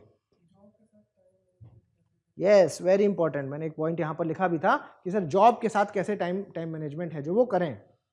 देखो जॉब के साथ, जॉब वाले स्टूडेंट्स के लिए यहाँ पर मैं बता दूं, जॉब ये सिर्फ जॉब वाले स्टूडेंट्स के लिए बात नहीं है, ये हर उस स्टूडेंट के लिए है जो जॉब कर रहा है या वो कॉलेज गोइंग है या कोई होम मेकर भी है, होम मेकर, क्योंकि ये तीन लोग ऐसे हैं जिनके पास जेन्युइनली मैं कहूं तो हाँ सच में टाइम की कमी रहेगी, ठीक है, टाइम की कमी रहती है, ठीक है। तो सबसे पहला जो इसका तरीका है, मुझे बोलने में बिल्कुल शर्म नहीं है, ये बात आप यहां पर बोल सकते हैं कि आपको अपना टारगेट ईयर सही चुनना होगा, प्रैक्टिकली चुनना होगा टारगेट ईयर। पहले तो आपका टारगेट ईयर, आपका चुनाव सही होना चाहिए, तब तक टारगेट नहीं बनाएंगे तब तक तो प्रिपरेशन शुरू ही नहीं होगी, ठीक है। तो प्रिपरेशन शुरू करने के लिए सबसे पहले आपको टारगेट ईयर चुनना है, मतलब कि 2026 में एग्जाम का अगर टारगेट ले रहे हैं तो आपको पता है कि सर 26 में कब, अगर नवंबर दिसंबर होता तो मैं कह देता कि हाँ कर लो, लेकिन अब 2 ही महीने बाद एग्जाम है तो ये हो सकता है रिस्की आपके लिए। तो ऐसे स्टूडेंट जिन्होंने प्रिपरेशन पहले से कर रखी है उनके लिए तो ठीक है, लेकिन जो बिल्कुल नए हैं और जॉब भी कर रहे हैं, कॉलेज भी कर रहे हैं, होम मेकर है, इन लोगों को अपना टारगेट ईयर है जो वो कम से कम 1 साल का रखना चाहिए, 1 साल का गैप यहाँ पर देने की जरूरत है। भले ही मैं कह रहा हूँ कि प्रिपरेशन 90 दिन में हो जाती है, लेकिन पूरा कंप्लीट सिलेबस जो नए स्टूडेंट्स हैं उनके लिए अगर मैं बात करूँ कि पूरा कंप्लीट सिलेबस तो करने में 1 साल लगेगा ही लगेगा, ठीक है। तो 1 साल का टारगेट ईयर उनको देना होगा। तो ऐसे स्टूडेंट्स जो पढ़ाई कर चुके हैं वो टारगेट ईयर है जो वो 2025 वाले एग्जाम को दे सकते हैं जो 26 में होगा, और जो ऐसे स्टूडेंट हैं जिन्होंने नई प्रिपरेशन जो कर रहे हैं वो अपने नेक्स्ट ईयर या नेक्स्ट अटेम्प्ट को के लिए अपने आप को प्रिपेयर कर सकते हैं, ठीक है। तो एक तो आपका टारगेट ईयर। अब दूसरी बात टाइम मैनेजमेंट। तो देखो बेटा, टाइम मैनेजमेंट का ऐसा है मामला, टाइम मैनेजमेंट के लिए मैं 3 बातें यहां पर आपसे बोलूंगा, ठीक है। टाइम मैनेजमेंट के लिए जो है वो मैं आपसे 3 बातें बोलूंगा, और ये इसलिए 3 बातें बोलूंगा क्योंकि जो स्टूडेंट जॉब में है पहले उसकी बात करेंगे, फिर कॉलेज गोइंग की बात करेंगे और फिर होम मेकर की बात करेंगे। तो जो जॉब में है, पहली बात मैं मानता हूं कि ये बहुत सीरियस कैंडिडेट्स होते हैं। ये सीरियस कैंडिडेट्स इसलिए होते हैं क्योंकि ये ऑलरेडी जो जॉब में है वो जॉब मिली ही इसलिए है क्योंकि इनकी बॉडी लैंग्वेज में सीरियसनेस है, ठीक है, इनके काम करने के तरीके में सीरियसनेस है। कोई भी स्टूडेंट जो जॉब कर रहा है वो ऐसे ही नहीं कर रहा, बहुत चैलेंजेस होते हैं जॉब में, और वो सारे चैलेंजेस वो मैनेज करता हुआ फिर नौकरी कर रहा है। ये छोटी बात नहीं है, बहुत बड़ी बात है, ठीक है। अब बात ये है कि जब आप यहां पर जॉब कर रहे हैं, आप सीरियस हैं, तो फिर अब आपको यहां पर 5 घंटे हैं जो वो टारगेट करके निकालने होंगे। अब ये 5 घंटे सुबह के भी हो सकते हैं, शाम के भी हो सकते हैं। आपको पहले तो ईमानदार रहना बहुत जरूरी है। ईमानदार किसमें? अपनी जॉब में। मैं ये बिल्कुल नहीं कह रहा कि जॉब छोड़ देनी है, आप अपनी जॉब में ईमानदार रहिए, है ना। तो यहां पर आपके लिए डिसिप्लिन बहुत इंपॉर्टेंट रोल प्ले करेगा, डिसिप्लिन, ठीक है। और आप ईमानदार रहिए, अपनी जॉब है जो आप कर रहे हैं वो पूरी ईमानदारी से करिए, पूरे शिद्दत से करिए। इसके बाद जब आपकी जॉब खत्म हो, आपको अपना गियर चेंज करना पड़ेगा। गियर चेंज करने का मतलब मोड चेंज करना पड़ेगा, और जब आप मोड चेंज करेंगे तो आप अलग पर्सनैलिटी हो जाएंगे, है ना। जैसे आप अपने ऑफिस में हैं तो आप अलग पर्सनैलिटी होंगे क्योंकि वहां पर आपके पास रिस्पॉन्सिबिलिटी है, और जैसे ही आप बाहर निकलेंगे तो आप एक स्टूडेंट हो जाएंगे। स्टूडेंट कैसा होता है?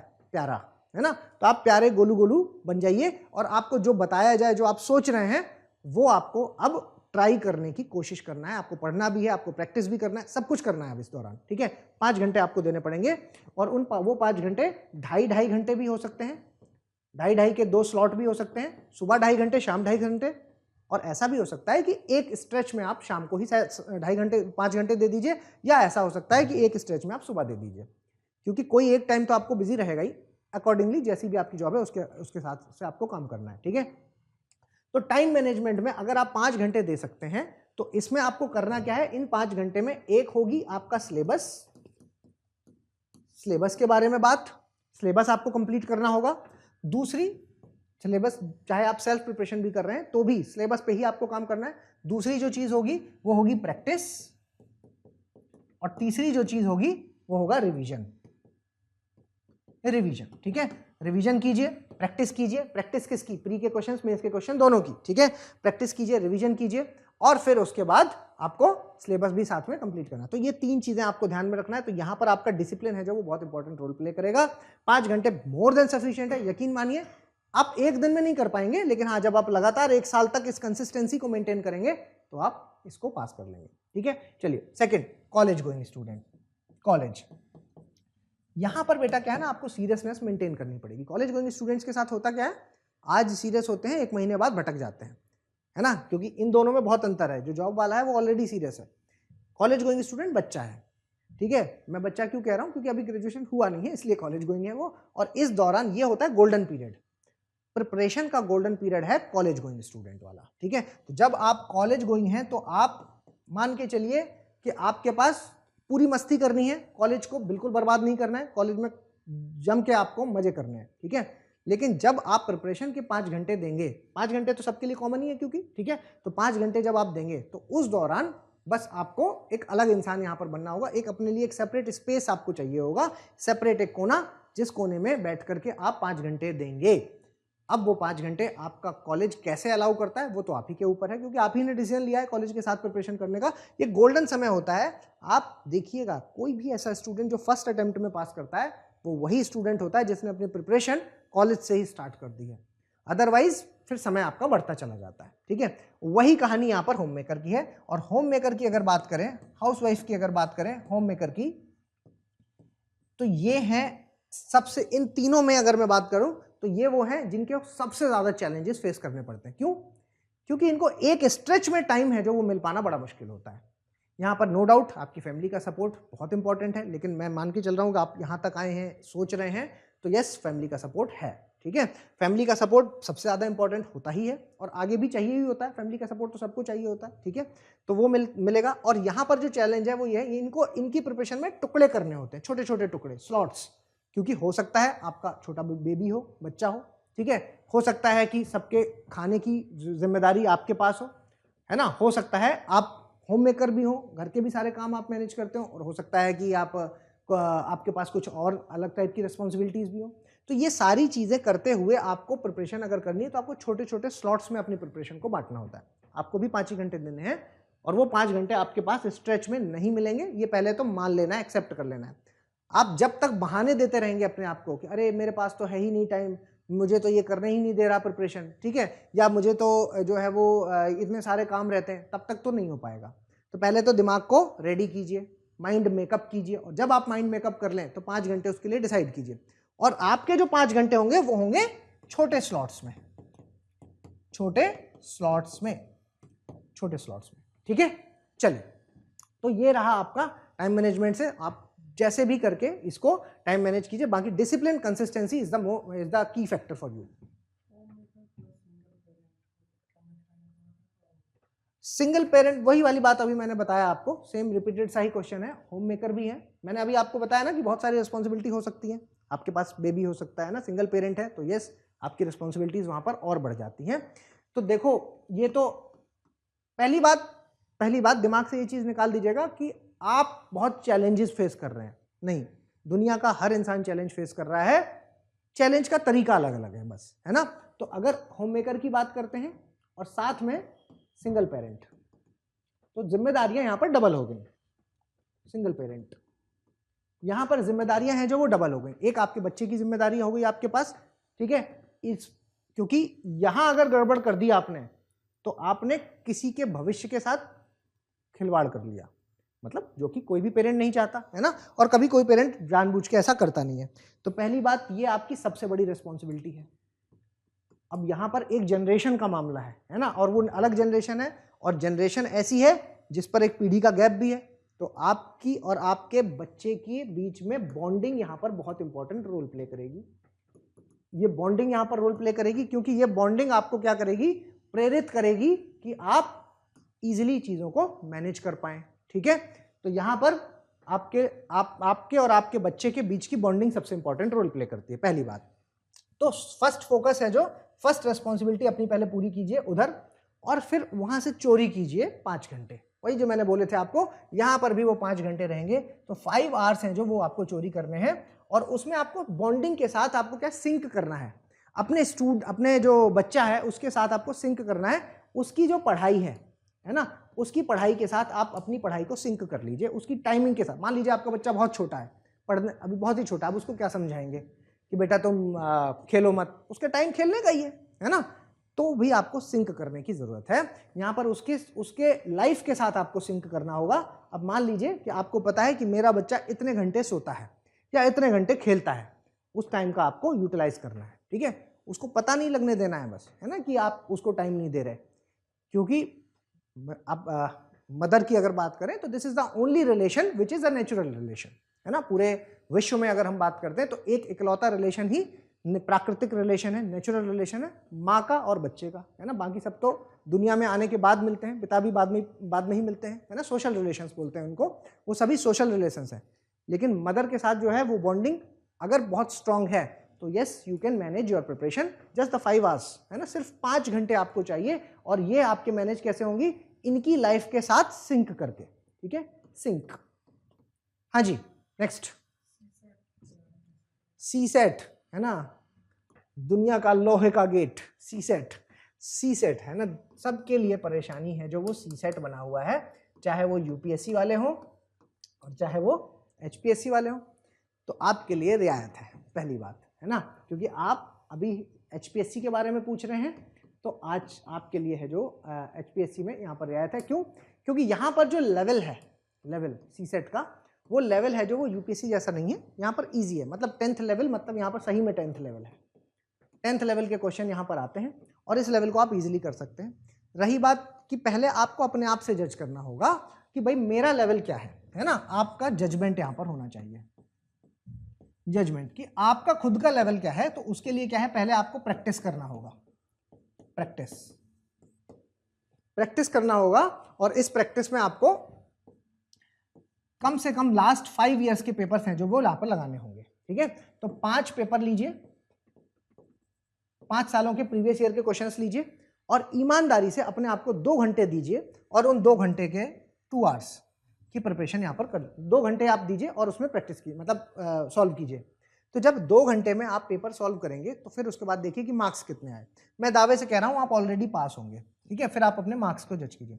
अगर आप उस कंडीशन में हैं, अगर आप उस कंडीशन में हैं कि मान लीजिए कि 33% चाहिए आपको, मतलब 33 क्वेश्चन आपके सही होने चाहिए थे इसमें, ठीक है। अगर आप इस कंडीशन में है कि आप सर 35 ही नंबर ला पाए, तो यस आपको पढ़ने की ज़रूरत है। अगर आप 33 से कम लाए, फेल हो गए, तो पढ़ने की ज़रूरत बिल्कुल है, ठीक है। लेकिन अगर आप 45 प्लस हैं तो आपको बिल्कुल डरने की जरूरत नहीं है। आप एक बार 5 पेपर लगाइए पहले, फिर अपने आप को जज कीजिए कि आप किस कैटेगरी में आते हैं। अगर आप भाई 35 या उससे कम, है ना, और लेस 35 मार्क्स या उससे कम में है, तो आपको क्या है कि डेली 1 घंटा देना होगा, 1 आवर। अभी से देना शुरू कर दीजिए, क्योंकि अब पेपर में बहुत ज़्यादा टाइम बचा नहीं है, ठीक है। तो 1 घंटा आप देना शुरू कर दीजिए। और अगर आप 45 प्लस हैं तो अभी रुक जाइए, कोई ज़रूरत नहीं है। लास्ट में जब बिल्कुल पेपर का टाइम आ जाएगा तो लास्ट के 1 हफ्ता आप उसमें दे दीजिएगा, 1 week is more than sufficient for you, ठीक है। इतना आपको काम को यहाँ पर करना है।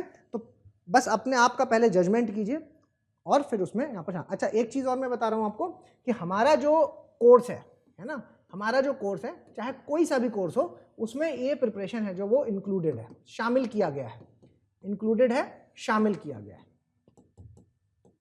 ठीक है। इसको शामिल किया गया है, इसमें किसी तरीके का कोई कंफ्यूजन नहीं है। ऐसे स्टूडेंट्स, मुझे पता है कि मैथ्स आती है लेकिन वो एक्स और वाई सर जैसे ही लिख जाता है ना तो मेरा दिमाग काम करना बंद कर जाता है, इसीलिए तो छोड़ी थी मैथ और ये फिर से आ गई। ये सारी जो फीलिंग है कि सर 10th के बाद हमने छोड़ दी थी और अब कोई भी एग्जाम देते हैं वहाँ मैथ तो आ ही जाती है, तो ये फीलिंग को लेकर के आप क्या करना होता है ना, जिस भी चीज़ से हमें डर, अब तैरने से डर लगता है तो उसका सॉल्यूशन क्या है, तैर के देख लो, ट्राई कर लो, है ना। पढ़ाई से डर लगता है, उसका सॉल्यूशन क्या, पढ़ के देख लो। तो यहाँ पर वही काम यहाँ पर करने की जरूरत है, ठीक है। चलिए, हाँ जी,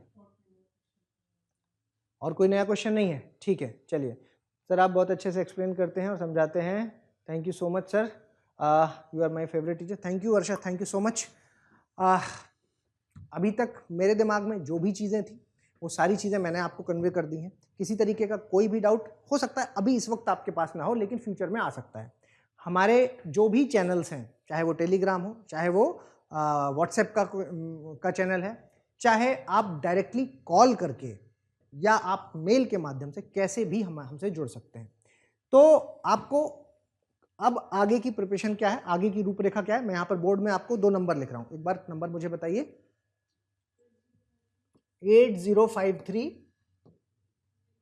099 154।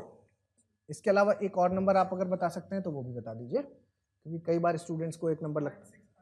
9654 660233। ठीक है, हाँ जी, चैट पे भी ये दोनों नंबर हैं जो वो डाल दिए गए हैं। तो ब्राउज़र में भी एडेड है। ठीक है, आप फील फ्री, ठीक है, कभी भी ऑफिस टाइमिंग में ऑब्वियसली, ठीक है, ऑफिस टाइम के अलावा अगर आपको कोई भी डाउट आता है तो वेट नहीं करना है कि अरे कोई होगा नहीं इस टाइम पे, आपको मैसेज ड्रॉप करना है, आपको मैसेज ड्रॉप करना है। मैं यकीन दिलाता हूं इस बात को कि अगले दिन सबसे पहला जो काम होगा ऑफिस में आने के बाद, वो रिप्रेजेंटेटिव का यही काम होगा कि आपका जो डाउट है पहले सॉल्व किया जाएगा। ठीक है, तो किसी भी तरीके का कोई भी डाउट हो तो ये 2 नंबर्स आपके लिए हैं जो आपकी हर तरीके से यहाँ पर मदद करने के लिए तैयार है। ठीक है, चलिए, तो अभी इस सेशन को मेरे ख्याल से हमें अंत कर देना चाहिए। ठीक है, thank you everyone, thank you so much. विवेचना IAS एकेडमी, आपका लक्ष्य हमारा विश्वास।